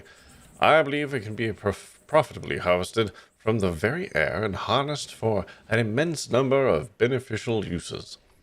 I see the streets of Lamplight City aglow, not with the smoky flicker of flame from burning costly oil, but with bright, etheric light from lamps that never need fuel. I see compact, efficient etheric engines replacing the bulky and limited diffusion generators that drive Her Majesty's airships. I see our nation's mills and manufacturers humming, kept in motion not with the sweat of the brow or the belching fumes of coal fires, but with clean, abundant power of aethericity. The applications are limitless. But before they can be realized, I must turn my attention to the practical problem of efficient generation, not to mention safe, reliable storage. Even if energy can be summoned from the atmosphere on demand, some intermediate storage device will be necessary to absorb the excess and release it in a controlled fashion. Absent such a mechanism to modulate the unpredictable flow of raw power, the effect would likely be akin to cooking one's breakfast by exploding a stick of dynamite. Tomorrow I must visit Cunningham's to order glass tubes and ampules, as he always takes weeks to deliver. I remember that from Lamplight City. I hope he also has magnetite on hand in sufficient quantities, so I can start experimenting with it right away. But I'll have to try the iron filings first, if not. Down to the last spool of copper wire. Must pick 'em more. And I must stop by the office of the Gazette soon to circulate an advertisement for a new assistant in the weekend edition. Much to do. So that was March 13th, and then almost a year later. Some days the work has been maddeningly slow, and some days it seems to advance by leaps and bounds. I'm kept too busy to think often of writing in this journal, yet I have made notable progress. I've built the first prototype capable of harvesting ambient etheric potential and channeling it to produce energy. In this instance, heat. There is as yet no flow regulation mechanism, so the entire energy yield feeds directly into a copper heating element, suspended within a water-filled cylinder fixed with a thermometer. The top is left open to vent the steam, which is frequently produced in abundance. In future, naturally, the entire heating coil steam tube apparatus will be replaced with another assemblage capable of converting the electricity into useful energy to generate light, say, or mechanical motion. The prototype does not appear capable, as yet, of generating heat beyond the material's tolerance. However, I have reached the limits of this particular configuration without hazarding a faithful superheated steam and shattered glass. I cannot say with confidence, even now, that a random harmonic flux in the atmosphere could not cause a sudden spike of etheric energy that would produce such a result. Now that the principle is proven, we must experiment with introducing a regulator to throttle and control the flow, for both safety and practicality. There remains the not inconsequential matter of funding. It has taken longer than to anticipated to reach even this early milestone. Beyond the initial outlay for equipment, I had not accounted for the necessity of covering rent on the old Turnbull Street storehouse, nor the wages of my assistant, Frank, for so long a term. I've already moved from Miss Gladstone's modest but comfortable lodgings to the garret over the storehouse, a move which has proved economical as regards both money and time, if rather less satisfactory in matter of board. I fear I did not give Miss Gladstone's Sunday roast quite the credit I now realize. In want of them was their due. Despite the savings thereby afforded, my meager reserves will soon be depleted at this rate, unless I can induce a benefactor to relieve me of the pecuniary? I don't know that word. Obligations. November 6th, so most of the year later. At Frank's instigation, I have embarked on a program of fortnightly public demonstrations of our apparatus. A brief lecture on the principles of aethericity, followed by a practical display of the generator's operation, is offered to all comers, or as many will fit within the storehouse, free of charge. I confess that, at first, I regarded this pageantry as a distraction from the work, a senseless bit of spectacle to dazzle the simple tradesfolk and laborers who occupy this district. However, Frank persuaded me that attracting an investor would require some measure of transparency as to my research, and while it is true that most who attend my presentations come seeking thrills rather than any intellectual or financial engagement, putting on these shows has allowed word to spread, and some are beginning to take notice. Last month's published proceedings of the Vespuccian Royal Society of Natural Philosophy contained a mention of rumors of research into the generation of etheric power by a Mr. Clerk of Turnbull Street. I leave aside that they misspelled my name and omitted my title. Not everyone can pay society dues and have their credentials indelibly observed, but they know enough of my work to have it spoken of those in lofty chambers of knowledge and opportunity, and that is what matters. Then, since they did accurately remark the address of my laboratory, perhaps one or two of these learned gentlemen might be persuaded to visit and see my work for themselves. I shall pen a letter to the Society Secretary at once.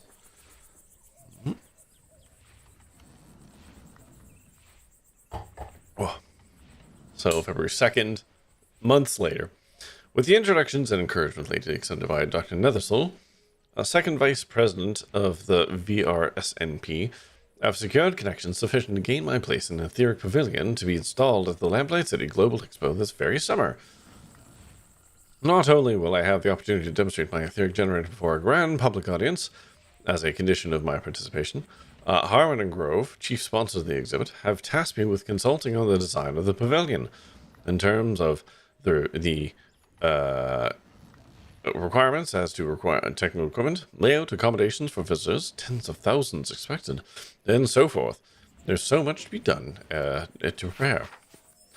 And tuning of the flow regulator remains the utmost priority. We still have some months left to resolve the superheating issue. I have high hopes for finer gauge electrum filament. It strikes me that whatever investments in exploration these firms have heretofore conducted in the sphere of aethericity, there are really very few individuals to whom they might turn to who have any measure of practical experience extending beyond the realm of pure theory. And yet I had to go begging, hat in hand, to them for the opportunity to take part in their expedition. Absent my generator, which can produce energy at a fraction of the cost of electricity, and with none of the polluting infrastructure, there would be nothing to present in their pavilion but promises and fairy stories of a future not yet in evidence. Sorry. Allergies. But I must not bristle at the indignities, and be grateful for my good fortune. At last the world will see the power of aethericity revealed. June 6, 1847. Horrors beyond uttering. I can hardly bring myself to write them here. Frank. Poor Frank. Oh my god. Hold on.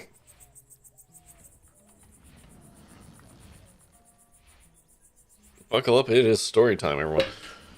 Your mother will not open the door to me, and I cannot say I fault her for that. I will send her your 3 months' wage by post. A paltry sum for a life, but all I have to offer. The next day. Next 2 days. I spent the past 2 days sealed in Turnbull Street, every waking moment spent checking and rechecking my prototypes and consulting my research notes, seeking an error or miscalculation. What went wrong? The flow regulator had exhibited irregularities before, but all with intolerance. Nothing on the scale of that. The police will neither return nor allow me access to the remains of the exhibition model. If only I could inspect it, I might find the manufacturing flaw or defect in the material that caused the catastrophe. Or, though I shudder to turn my thoughts to this direction, perhaps some sign of sabotage. There are many who would delight to see me fail. Angry crowds dog my steps whenever I venture beyond my door, reinforcing my voluntary seclusion. At every moment I expect the constables to arrive with irons.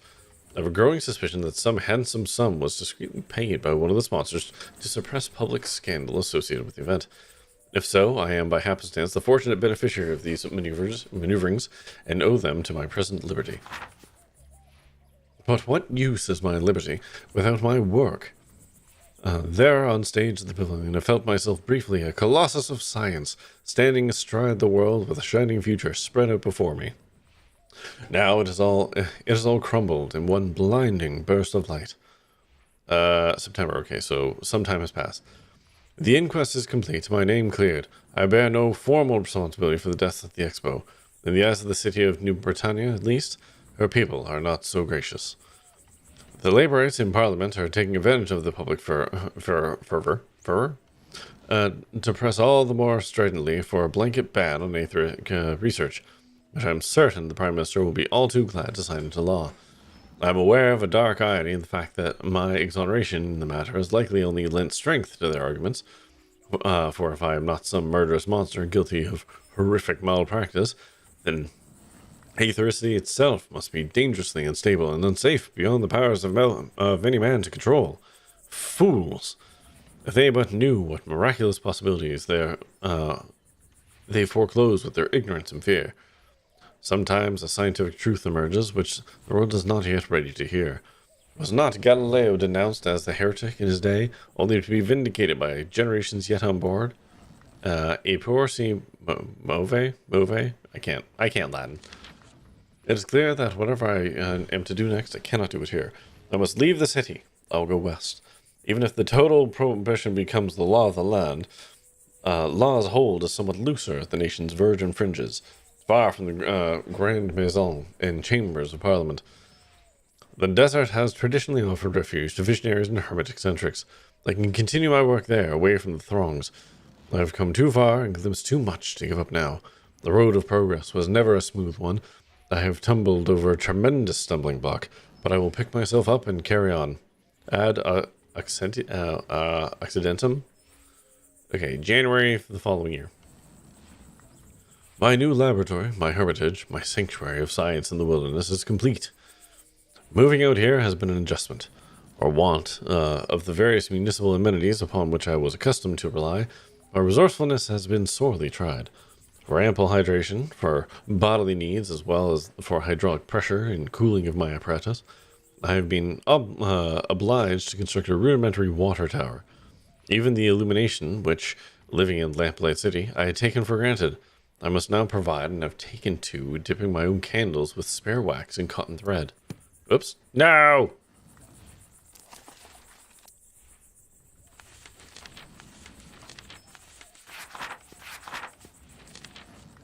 Okay. These labors I undertake alone, unwilling to venture so far as engaging another assistant. But solitude was the point of this relocation, was it not? I do believe the desert climate agrees with me. I've certainly found it more conducive to work without interruptions at all hours, and the San Bernardo Valley vistas offer quite an inspiring change from the clogged alleys and foggy horizons of New Britannia. I am not wholly severed from my fellow man. The small settlement of Rosewater is but a short distance away, should I need to call upon any of the civilization's necessities. While I was timid of my reception at first, I have found the people here rather more open-minded than those back east, and I have begun giving occasional lectures and demonstrations for small audiences. If these simple-hearted frontier folk can yet be won over and taught to admire and yearn for the transformative potential of aethericity, then perhaps there is hope for the rest of the nation in time. In the desert I am made anew. My sins are wiped clean by scouring sands. I begin again. Last page. Okay, May 24th, 1849. Fools, they've done it. They've sliced off their own nose and stamped upon it as it lay bleeding in the dust for spite. Our Prime Minister, having won re-election in defiance of all decency and good sense, has moved swiftly to deliver on his campaign promises and signed a total and immediate ban on all practical research, experimentation, and development of etheric technology. It is a dark age we live in, and thanks to Leroy and those liberated technophobes, it will stay that way. It is not yet clear what the repercussions will be out there, so far from the halls of power. I have no wish to tempt fate, and I have ceased all public display of my work. But will they remember the mad Dr. Clark, the erstwhile wizard of aethericity, and his self-imposed desert exile? Will they come looking for me? Like a scuttling bug, I must keep to the shadows and hope to escape notice. It is the only way forward. One day I hope to deliver the fire of aethericity to man, to lift him up from darkness and keep him in comfort and splendor. For this deed I can but hope that my punishment will be less severe than that which Prometheus endured. My work continues. Jesus Christ, that was a long fucking diary. February 9th, 1850. That's only 9 months ago. Clark, I have a business proposal. Relinquish that dusty laboratory in the middle of nowhere. Come to El Presidio. You may stay in my suite at the Jolly Good Club. My Orem Star membership and military rank afford me certain privileges. Okay. You will be furnished with the comforts owing to a man of your intellect and accomplishments. It's signed L. P.S. You needn't have any concern for your valuables, as there is ample secure storage in the room. One of the aforementioned perks. Interesting. Jake will want to see this. Okay.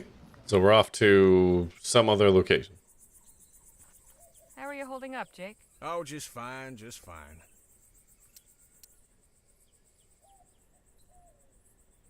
Hey, Jake. I've got something to show you. So, show me. I'd prefer to speak in private. Excuse me a moment, won't you, darling? All right, what do you got? I found Clark's journal. Have a look at this letter that was inside. An invitation to the Jolly Good Club in El Presidio? Yep. Check the date. 9 months ago. Ah, nice sleuthing, Harley. Let's round up the others and say our goodbyes. We need to plan our next steps. Leaving us so soon? But you've only just arrived. We appreciate the hospitality, but it's time we moved on. If your journey must continue, then so be it. But we cannot thank you enough for your discovery of Evocator Bennett's etheric cultivator, Miss Leger. Once we relocate and configure the equipment, our crops will surely flourish. That's great to hear. I hope you'll all be well. Hopefully nothing bad happens. You will always find welcome in Christmas. Farewell, my friend. Odd bunch of folks, but quite charming in their way. I, for one, am glad to be leaving. Here, here. Have we finished our business here then? Harley turned up Clark's diary. More importantly, I found a letter inside inviting him to the Jolly Good Club in El Presidio. It was dated 9 months ago. That's right about the time he disappeared, isn't it? It is indeed. Mm-hmm. I'd say it's obvious that the good doctor accepted the invitation. And took his money with him? Well, it ain't here or in his lab. And what's that postscript in the letter say, Harley? You needn't have any concern for your valuables, as there is ample secure storage in the room. Don't get much clearer than that. True. Suppose we should start packing if El Presidio is our next destination. Now, let's not get ahead of ourselves. First and foremost, we need some transportation. You haven't got any? Don't you tour around? Sure, but our show wagon ain't gonna fit all of us. Plus, we'll need it to store all the show's props and equipment while we're gone. There's that lady in town with the wagon, though. Heard her talking at the saloon once. Said she hires it out to travelers. Sounds promising. The fancy lady. Who is she? Her name's Lola Johnson. I think she stays in the old blacksmith shop. Oh. Lola Johnson, huh? You know her? Not personally, but I've heard of her. Not who I was thinking We of. should head back to Rosewater, no? Yeah, let's get a move on. Right. Harley, I'm putting you in charge of hiring us some transportation. Danny and I are going back to the theater to settle some business. Come get us once you've arranged a ride. Okay. And just how am I meant to arrange it? Financially speaking? Well, now that may get a mite tricky. Our contract was to pay out at the end of the show's run, but seeing as we'll be breaking that contract, I'm sad to say we'll be forfeiting those proceeds. Anybody else got funds to contribute to the kitty? Not unless this Johnson woman accepts pesos. And I've few enough of those at that. I'm afraid I haven't got anything either. Harley, my dear, I'm afraid we must then prevail upon you to furnish the petty cash needed to get our... I have $17 to my name. Seeing as you're the only other one of our posse who's currently in the position of being gainfully employed. And it goes without... Oh, I have to write that letter up. The puff piece. Reimbursed once we find what we're looking for. On top of your... So, and that was 45 pesos, I believe. Or not pesos, I hope but so. whatever. Wonderful. Dollary dues. Well, then, we'll be seeing you later. What about you two? I think I'll pay Dr. Sedgwick a visit. It's been ages. And I owe him proper thanks for his care. See you in a bit, Harley.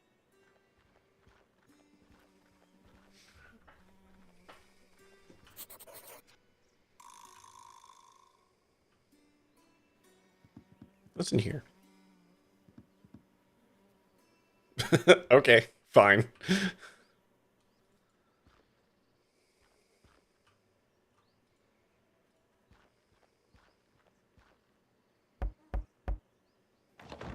What do you want?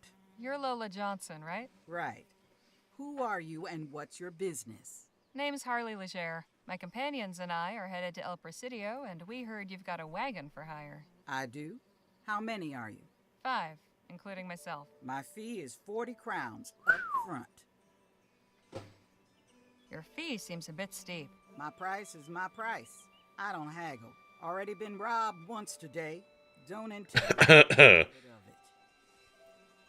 Something of yours was stolen? My pocket watch. I see. That's too bad. I'll come back later. All right. Am I certain I can't punch Jem in the face more? Miss Legere, it's good to see you again. Nadine and Mr. Marquez were just telling me how you all were acquainted. Please do continue.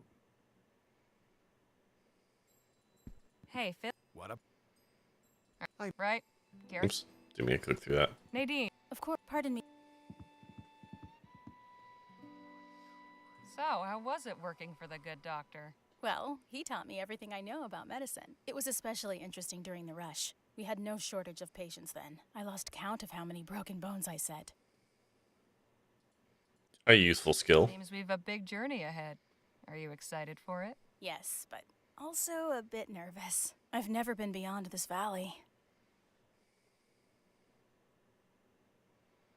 This'll be quite the experience for you then. I guarantee you'll see things you'd never imagined. For better and for worse, I suppose. I'll leave you to your conversation. Except, is there anything the doctor has? Oh, yeah. Did you ever make the acquaintance of Dr. Bennett Clark? Doctor? If that man's a doctor, then I'm Hippocrates. Shall I take that as a no? Miss Leger, I do not associate with lunatics and crackpots, especially those who recklessly cause the deaths of innocents. You know, now... Not sully the good name of higher learning any further. Now that I know that that's the narrator from Freddy Farkas, I can hear it. Have you met any members of the Luminaries? Hello, Admiral. I beg your pardon? They're a community living near the old Clark laboratory. Oh, those ethericity cultists. Yes, they do make their way into town on occasion. Sometimes the women come to me seeking certain remedies and prophylactics. And I've treated one or two cases of malnutrition. The desert is a hard place to make a home. Something about the old lab draws in the gullible and deluded. Lost souls searching for meaning. I'll see you later, Doc. Do take care of yourself. And Max, you don't know that. You might land a couple lucky fishies.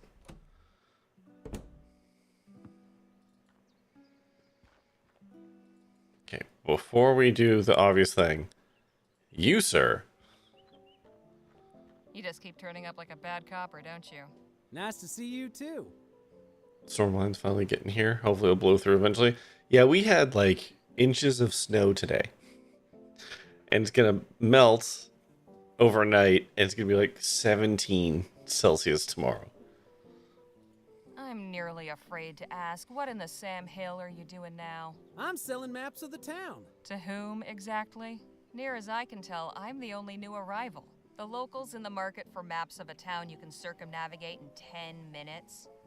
You're a real stick in the mud, you know that? Don't go anywhere. Not like there's anywhere to go. Okay. Lost, buy a map. So I can't punch him because I broke the I already broke it. The watch.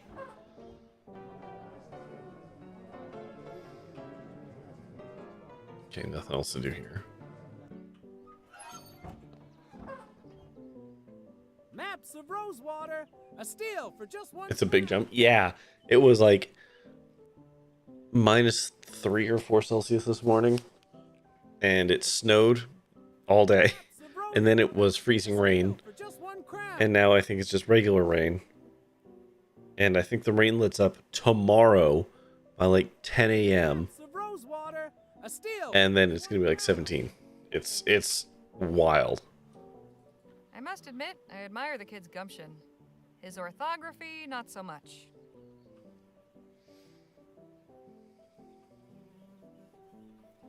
All right, let's go write an article.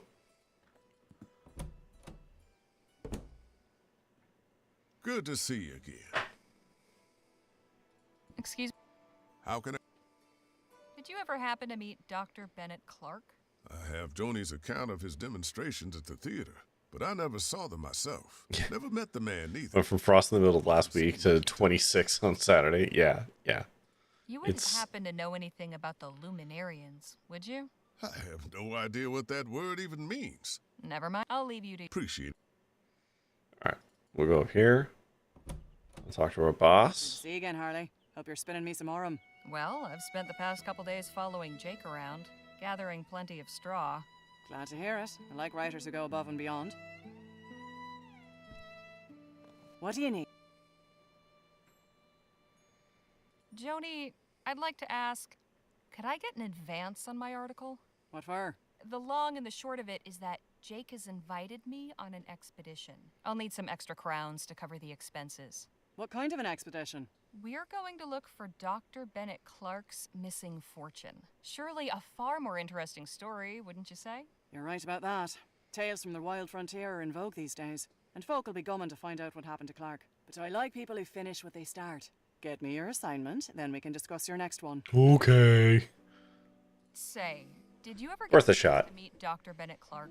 Not personally, but I did attend one of his demonstrations at the Opera House back before the ban. The man knew how to put on a show, I'll say that much. Pity it all came crashing down in the end. Have you encountered the Luminarians? What in the ether is a Luminarian? Oh, they're in the ether, all right. They're a community of folks living near Dr. Clark's old lab who have designated themselves protectors of his artifacts. They believe Dr. Clark transcended into the ether. I like how they're like, oh, he transcended the ether. And it's like, no, he just skipped town. That's some wild stuff. But I publish newspapers, not copper novels. I'd best be on my way. Right you are. All right, let's go. Let's go write the article. Just get it done.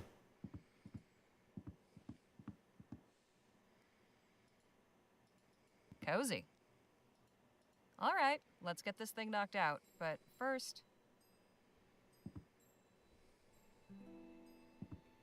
Oh, right, because we just write it by time hand. to bring home the bacon.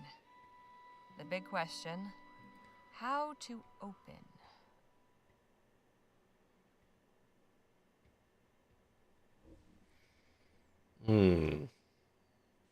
We're gonna skip the show. I'm gonna start with the bar roll. When this writer was assigned to Here in British accent, it's Irish actually. legend, she never expected to become embroiled in the action firsthand. But no sooner had my private audience with Gentleman Jake concluded than a saloon brawl erupted in the barroom of the Jack of Diamonds, and Mr. Ackerman's legendary pugilistic prowess was put on full display. Close enough. Don't tell the Irish that. Now, the middle section is to recapture the reader's interest. Let's see.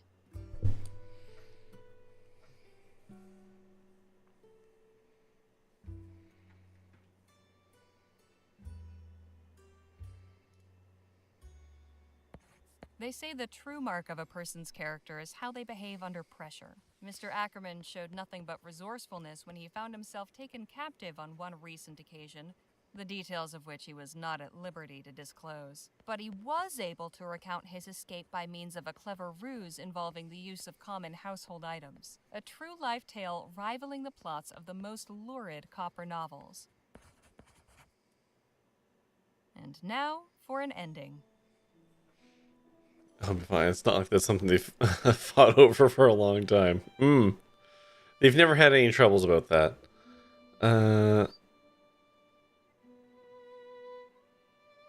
Alright, let's just puff it up. All in all, Mr. Ackerman has shown the true qualities of a great leader and hero.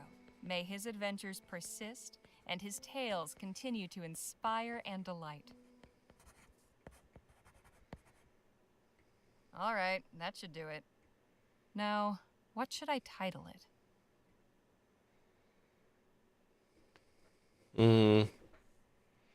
I like the continuing adventures of Gentleman Jake, which is, I think, a reference to the continuing adventures of Briscoe County Jr., but I can't say that for sure. All right. Hello again, Harley. All right, here's your puff beefs. What'd you think? Here you are, Joni. One profile of Gentleman Jake, ready to print. Let's have a look. You know, writing the headline is normally the editor's job. Now let's see. Oops. Not even in town for a day, and Spitfire Harley makes her comeback. You missed Briscoe County. Kept it breast. Don't know if it'll hold up today. Probably not. Not bad, Harley. Not bad at all. A few snips here and there, and this will be fit to print. Here's your fee, as agreed. Huzzah! I really liked The Adventures of Briscoe County Jr. Really loved it. About that. How about that piece on the search for Clark's missing fortune? That'll be better than any old profile. Sure enough. All right then. Clark's missing fortune it is. I've got something else. Oh? Do tell. While I was going around with Jake, we spent some time with the Otham. I learned that they've come under constant attack from the soldiers at Fort Beaumont. What? Why? That's the thing. There's no reason. They pose no threat, yet the soldiers harass them anyway. In one recent raid, all their crops were torched. That's atrocious. People need to know about this. Yeah, it's almost like they're being shitty and racist. The leader wants their story told. She's willing to be interviewed. She gave me this statement, too. Powerful stuff. It's got Bruce Campbell in it. That's good enough. Himself. Plenty of townsfolk could stand to learn about our neighbours in the valley. This could open their eyes. I hope so. Now, if you'll excuse I'm me, an unapologetic Bruce Campbell stan. I love Bruce Campbell. I've seen a good amount of his work, not all of it. I haven't seen, was it Burn Notice? I haven't seen that. Let's see. Hold on. Wait. Where is it? Copeland's up there.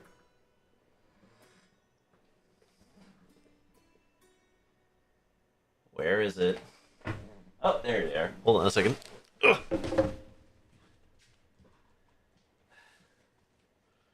Do I remember Jack of all trades? Yes.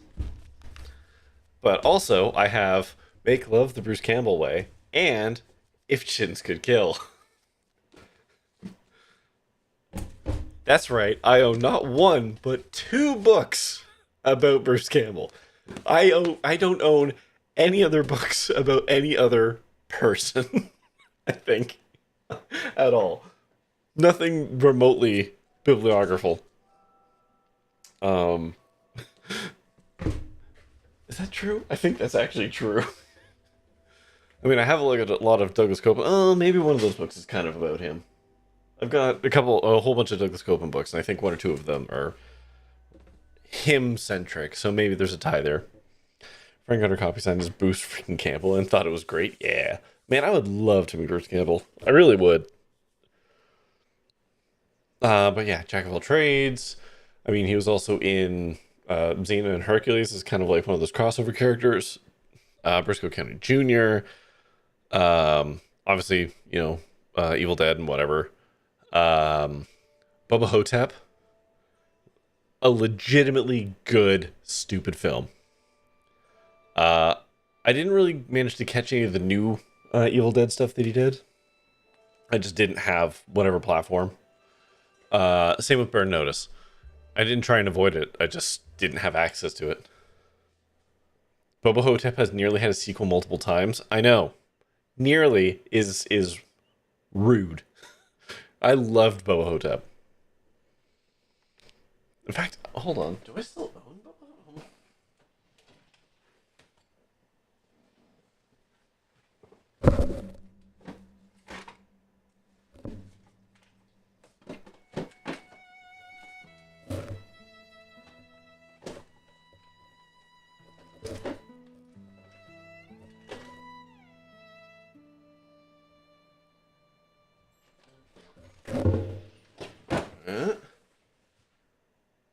No.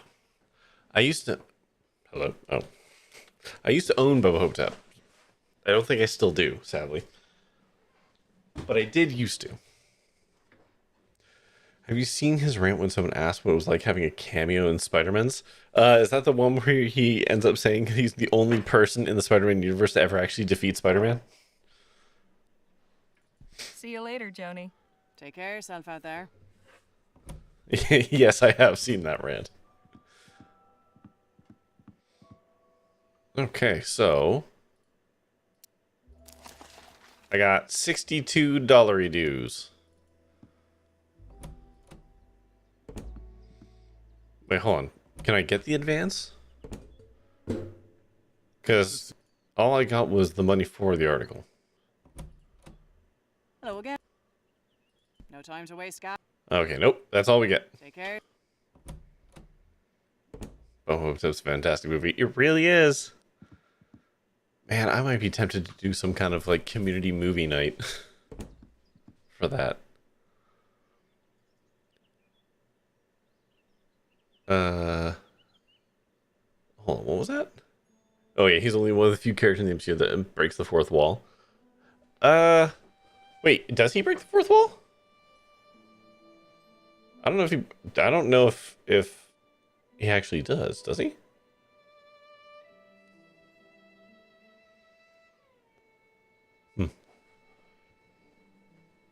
All right. So we got our money.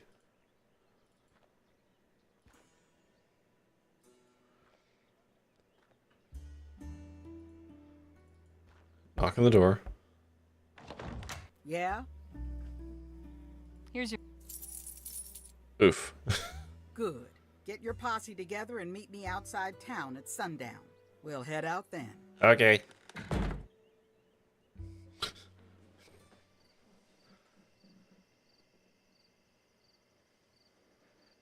That's a fancy fucking wagon. There you are. This your group then? This is us. All right, folks, listen here. I'm Lola Johnson. This is my wagon. When you're in my wagon, There are many other follow wagons my rules. like it, but this one is mine. Rule 1. I'm your driver, not your friend. While we're moving, leave me be. That means no yammering in my ear about how pretty you think the mountains are. Rule 2. We stop and go as I say. I ain't interested in blowing up my engine. Last rule. Oops, just because you're in a hurry. Everybody does their part. Be it cooking, hunting, or gathering firewood. This ain't no pleasure cruise, and I won't be serving y'all. The road can be rough, but I'm an experienced navigator and tracker. So stick with me, and you'll be fine. Okay. If you've got any questions, now's the time to ask. The middle part better expand into a full extra room. No, it's just gonna be bunks. It's 2 stacks of 3. Just how long do you expect this journey to take? I reckon it shouldn't be more than 8 or 9 days, weather permitting. Anything else? Regarding your first rule, what if we have an emergency? Then tell me. Just don't bother me with small talk. I need to concentrate on driving. All right, Anything yeah. else? You said you're a tracker? What's that mean exactly? It means I'm good at finding things. One of you gets lost, or we're hunting our supper and need to trail an animal, I can do that. So, like a bloodhound? No, like a tracker. Compare me to a dog again, and you're finding yourself another ride. Yeah, shut up, Jake. And Huh, apologies. I didn't mean to offend. folk rarely do. Anything else? No, we're good. You'll have no trouble from us. All right then. Let's get a move on. Time's wasting.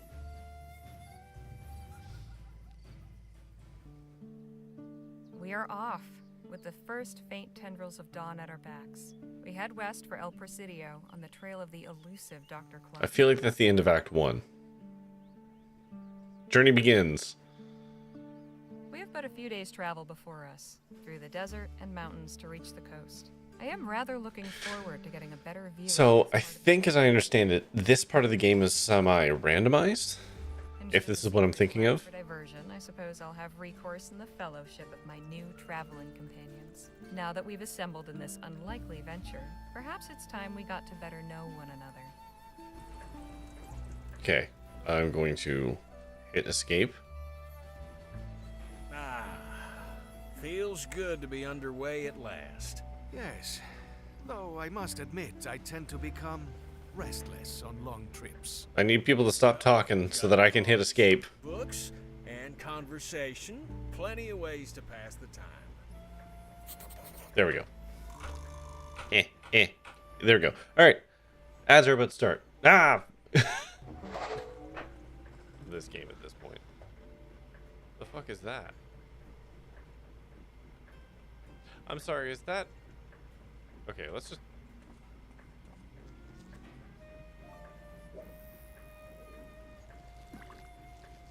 Oh. Oh.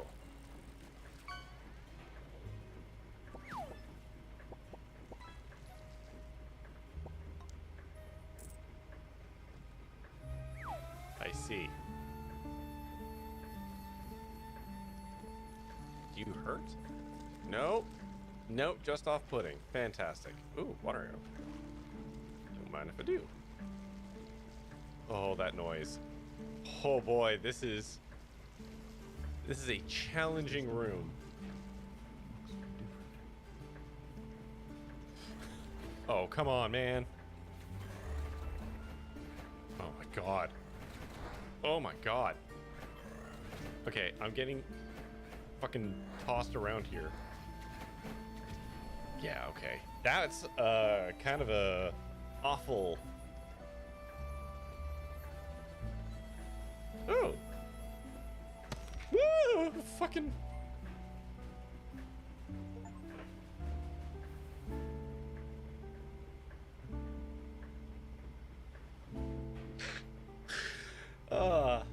I heard the sound that came out of my own head.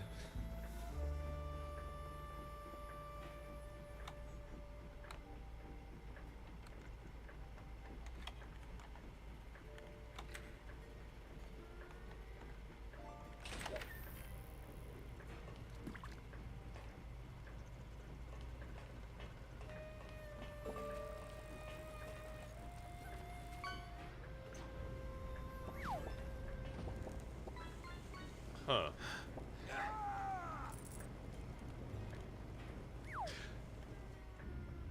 I mean, obviously, but I wasn't expecting to step over and into the fire. I was expecting to stay on that ledge there. You're the delivery man? Oh, God. Okay. Now, I don't want to say that this character would be fully voiced by Griffin McElroy, but this character would fully be voiced by Griffin McElroy.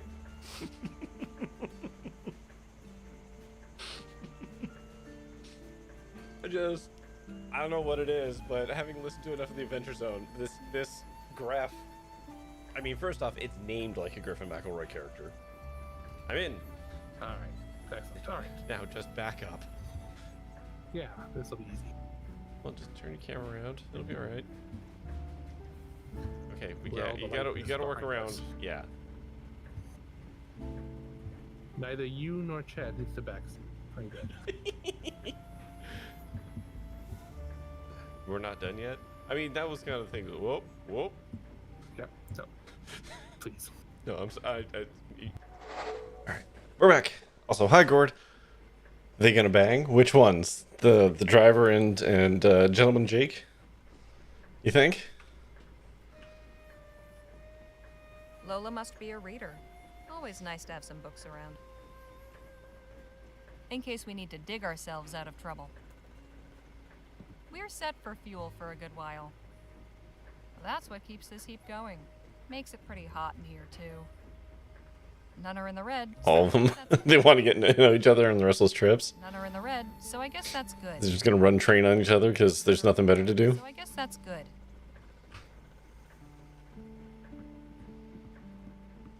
Jake's luggage.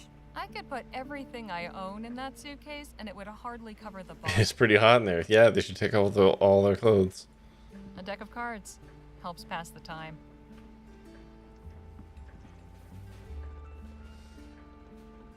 Purgatory Gulch, Drywood, Quick Point, Shivering Pines, Hellfire Pass.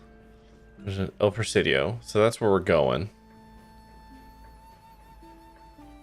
No, that's not where we're going, is it? Yes, no, that is where we're going. Devil's Hollow. That's Rotterdam. Owl Ridge, Serpent's Roost, Silent Ford, Gold River, Burbank, Wraith Valley, Rosewater. So we're gonna have to go. Jesus. That's quite a distance. The Gulf of New Spain.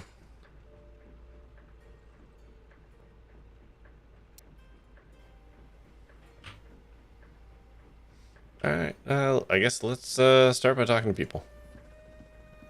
Hey, Danny, let's talk. Sure. Actually, I'm gonna say hi. I need to head to bed. Miss has surgery in the morning. Oh, I hope it's like nothing spooky.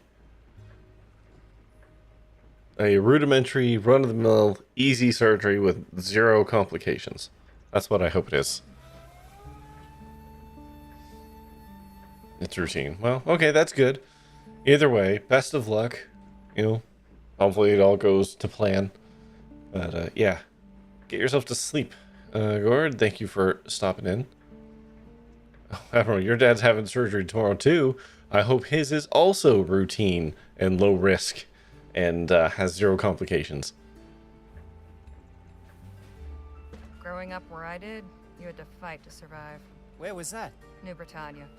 The Chum, specifically. Oh, you lived in the Chum. Lamplight City, huh? I've heard it can get wild. Getting dialysis stuff implanted. Right. Is that why you came west? Yeah. I realized my life wasn't going to amount to much if I stayed. Oh, yeah. I get that. So have you been to El Presidio before? Yeah, I was born there. No kidding. Didn't you say your family lived near El Presidio? In the area, yeah. Better than the alternative. That's true. A few years back. I left when I was 16. Haven't been back in ages. When the Otham had us locked up, you said something about having been in a similar predicament. Have to say, I've been curious. Oh, right. Well, it's not that exciting. Nothing like one of Jake's stories. Let me be the judge of that. So, before I met Jake, I used to run with some folks who, well, we got into some trouble. The guy in charge, he thought it might be fun to try sticking up a post office. Oh dear. That didn't go so well. We wound up in jail for a few days. We didn't escape or anything, just did our time and were let go. I see. Told you it was a boring story. Not at all. I appreciate you telling me. So who were these people you ran with before? They, do we have to talk about this right now? No. No, we don't. Sorry if I hit a sore spot. That's okay.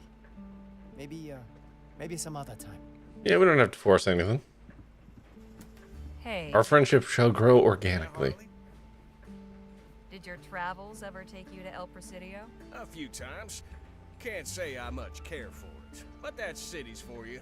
Too crowded, too impersonal. I'll take the wide open countryside any day. Looks like we have some time on our hands. How about a story?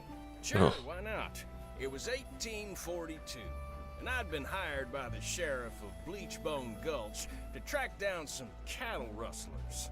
It was a long and winding trail, but by following the signs, I finally tracked down the stolen herd and the rustlers' camp.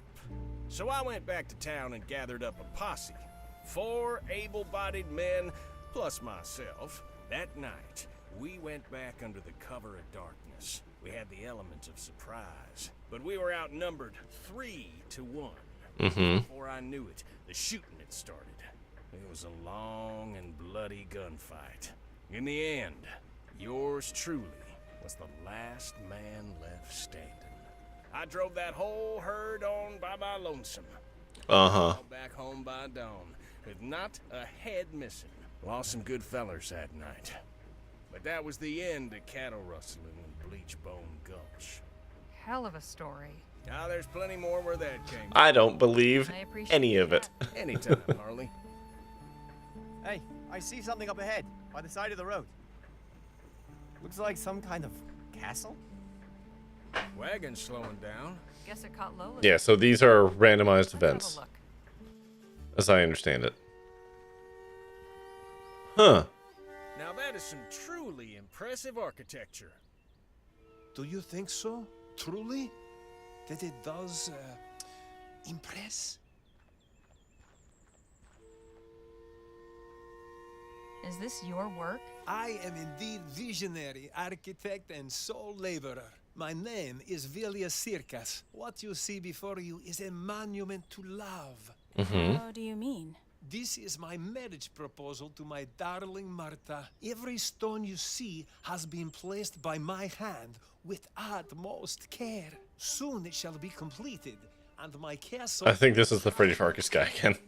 Damn, feller. You're making the rest of us menfolk look bad.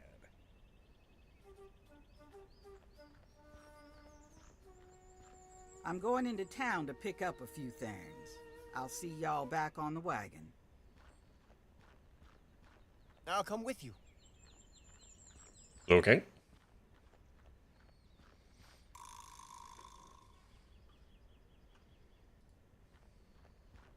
This fellow's been busy. No doubt about that.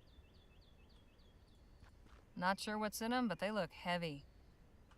Suppose it gets the job done, eventually. I can't even begin to imagine.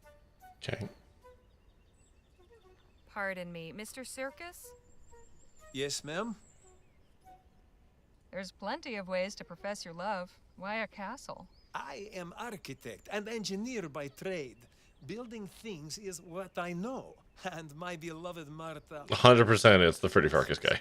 I thought this would be fitting. She will be so surprised when she sees it. I cannot wait to see her face. I want to hear more about this Martha. How did you meet her? Her father was chairman of rail company where I worked in Rampton. He introduced us. And you started courting? For a time, yes.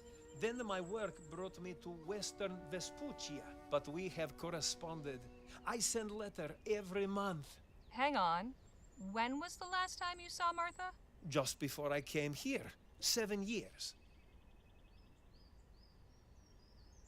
That's so many years! Oh no!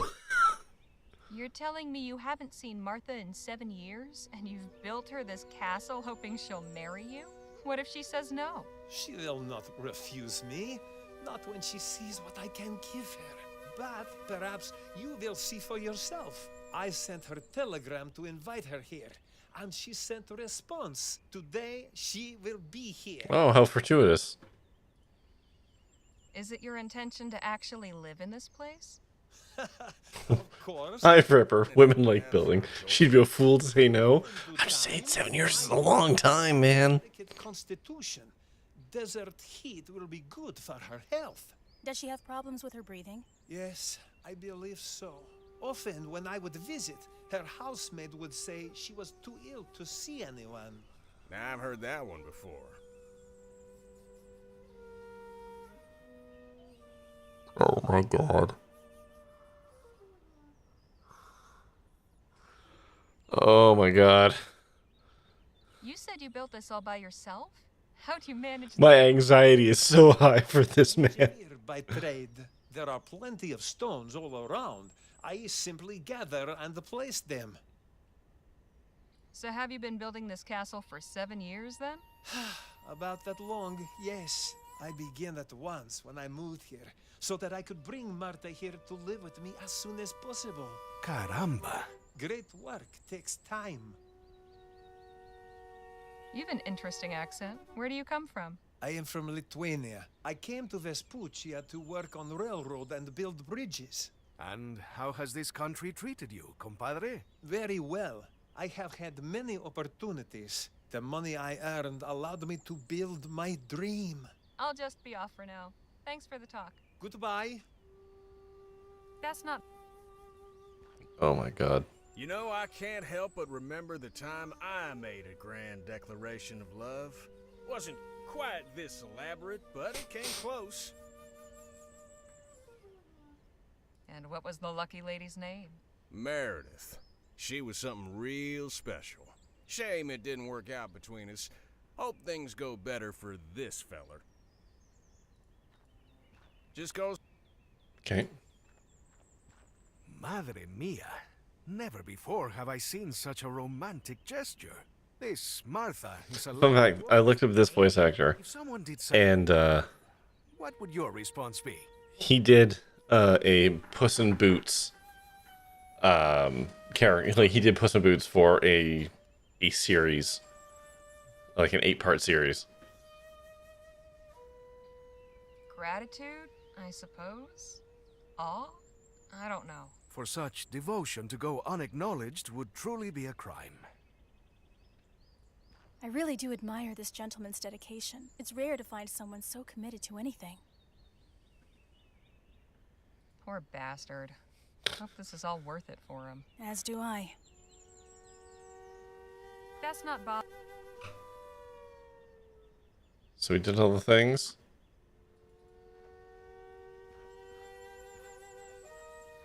Harley, does it seem to you that something is not quite right about Mr. Circa's story? I had that thought, yes.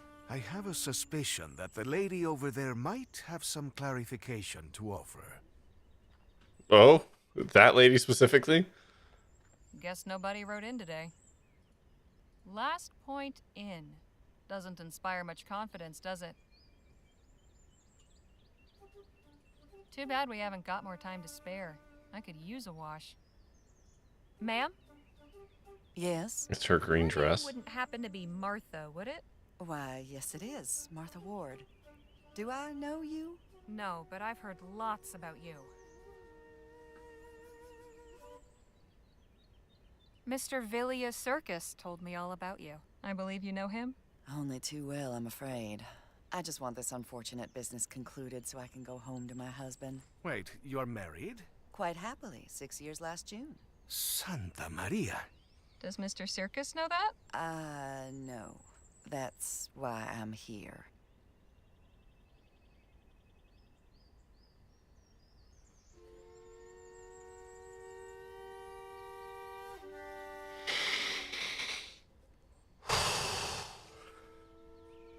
How did you and Mr. Circus meet?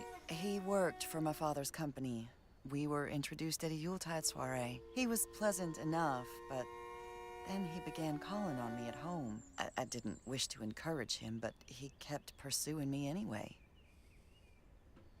Did you ever actually tell Mr. Circus you weren't... You didn't incorporate Santa Maria into normal conversation more. Eventually, I stopped receiving him with my father's blessing. He imagined a better match for me than some associate engineer. Thankfully, Mr. Circus was reassigned to Western Vespuccia after a few months. Is your husband aware that you've come here? Oh, heavens no, he'd be furious. I left him a note saying I was going to visit my sister. Naturally, he has no idea Circus even exists. But he's very protective. Feels like you've exchanged one overbearing man for another. Mr. Circus told me you've been corresponding all this time. Is that what he said? He claims to have sent you a letter every month. And they've each gone straight into the fire. I would have thought he'd get the message after years with no reply. But he's left me no choice except to come here and spell it out for him. Is the desert heat making you feel better? I beg your pardon? Mr. Circus said it might help your delicate constitution. Yes, I suppose he would think that. You see, when I didn't wish to receive him, I would instruct my staff to make excuses. Say I wasn't feeling well, or away taking the water somewhere. It wasn't entirely forthright of me, I admit, but Circus was vexatiously persistent. Enjoy your day, ma'am. You as well. And if you see Mr. Circus again, please don't tell him I'm staying here. I'll go and speak with him when I'm ready. Nice day. Quiet. I cannot believe that fool spent all his time chasing a married woman. Has he no shame? He doesn't know. He didn't know. Oh, man. Pardon me, Mr. Circus? Yes, ma'am?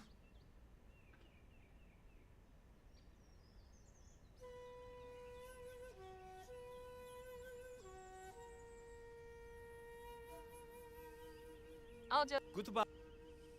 Just goes to I have a nagging feeling that things will... Pardon. Yes, ma'am. I don't... Oh, man.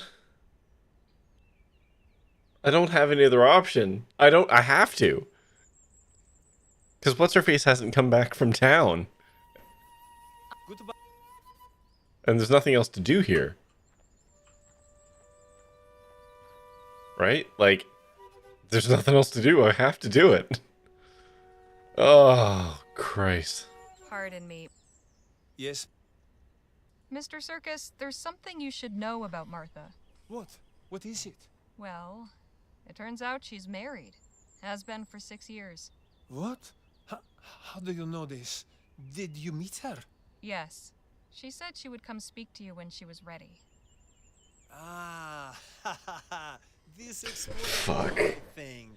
When I did not hear from her, I blamed this country's ineffectual postal service. But clearly this brute has kept her from writing. Or even hidden my letters from her. No, you don't understand. Oh, I understand. I understand very well. She would not have agreed to come if she did not want to escape unhappy marriage. Ah, right. I'll just be off for now. Thanks for the talk. Goodbye. God, this is painful. Just goes... I have I cannot believe that fool's...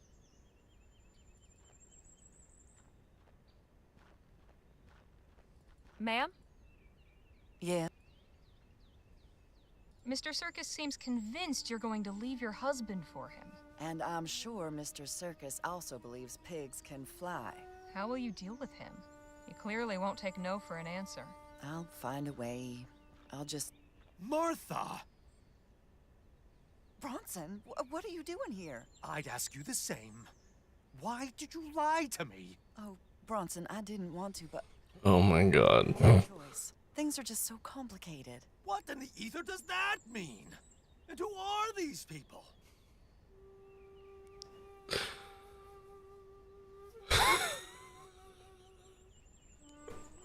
Oh no.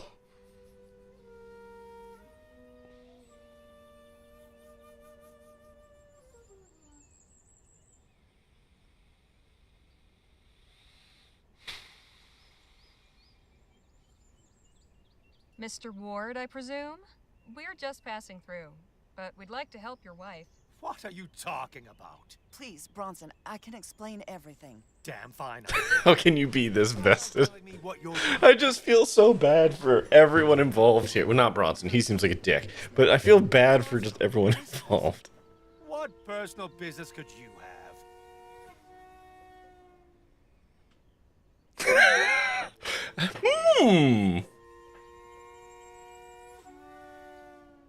You know what? Fuck it, yeah. Husband has quite the temper. Maybe you should give Mr. Circus another shot after all. He seems downright charming by comparison. Who in God's name is Mr. Circus? Burn it down. An unwanted suitor. I've come here to tell him to leave me alone once and for all. You what? Where is he? I'll kill him. No, you will not.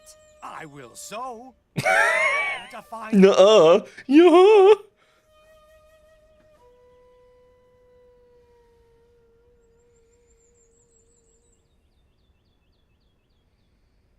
I'm not saying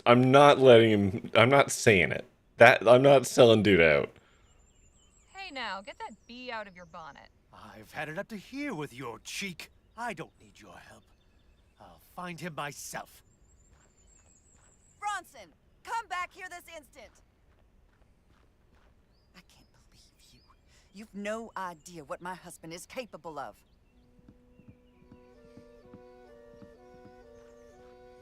I mean, ma'am. I do not think that went very well. This everything. Do I want to rerun? Do I want to re-roll that? I have to roll it back, run it back. I hummed and hawed over that last decision there of saying nothing.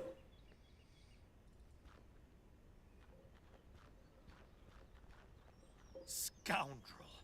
Ruffian. I'll teach you to lust after another man's wife.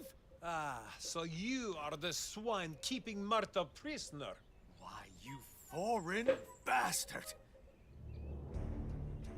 Whoa, easy, feller. Oh dear. Bronson, have you gone mad?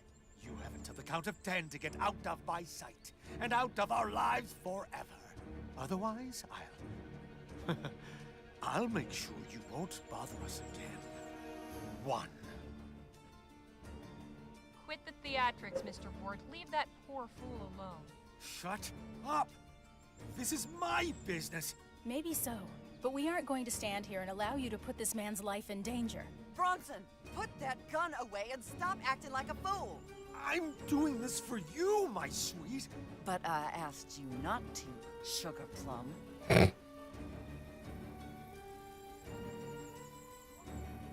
You do well to listen to your wife, Mr. Ward. This is, after all, her business, and not yours. I'm her husband. Of course it's my business.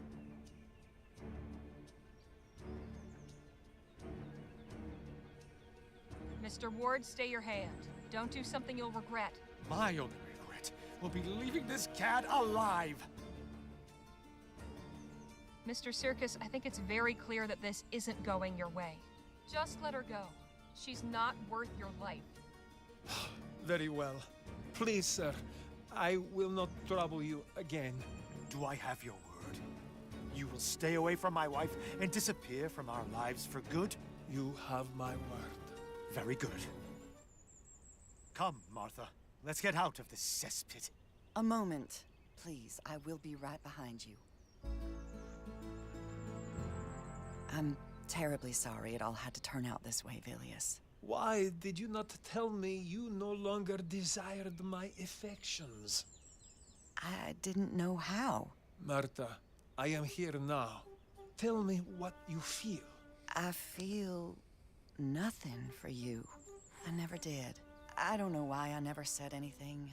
I think I was afraid of your reaction. But I hoped you would take my silence as a clear indication of my disinterest. I cannot believe what I am hearing.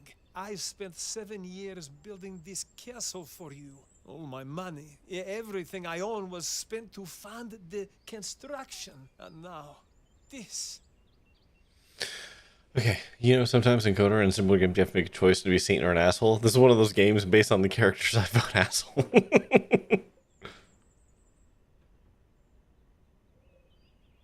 You know, the pair of you make me sick. I beg your pardon? This poor dimwit wastes years of his life obsessed Wow. with a woman too. Not the delivery I was expecting. I'd say you deserve each other. And here I thought you were on my side. Harley is right. You each need to face your truths.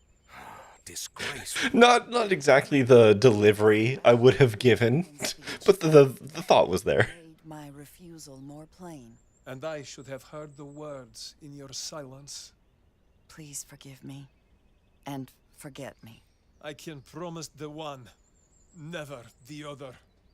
Goodbye, Marta. Rough break, fella. But there's plenty of mares on the planet. Also, you have a castle. Of horses, when I have been spurned by a goddess. Now then, deifying was probably your first mistake.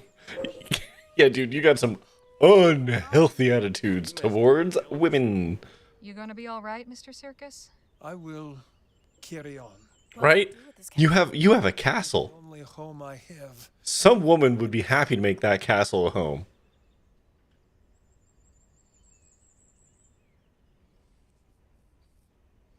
Why not take the opportunity to do some good? You could use this place to shelter the needy. Even make it an orphanage. You know, for all the orphans around here. Abandoned and bereft? Why not? It is that already. Women love castles, it's true. I believe so. Good.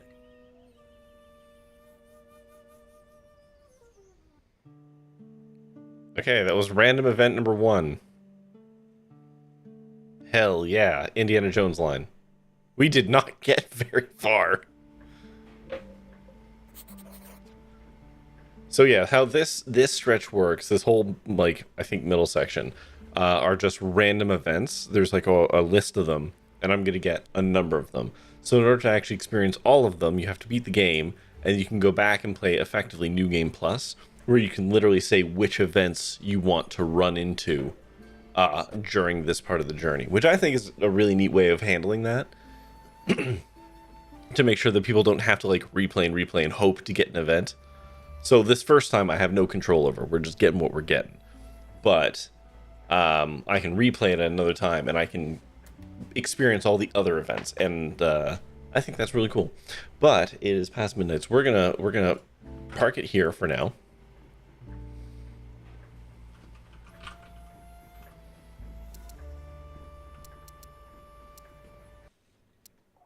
Over here. Oh yeah, we're gonna park it there for now, so that I can go to bed. Oh, excuse me, Post Malone. Okay, sure. So let's see if there's something we can raid into.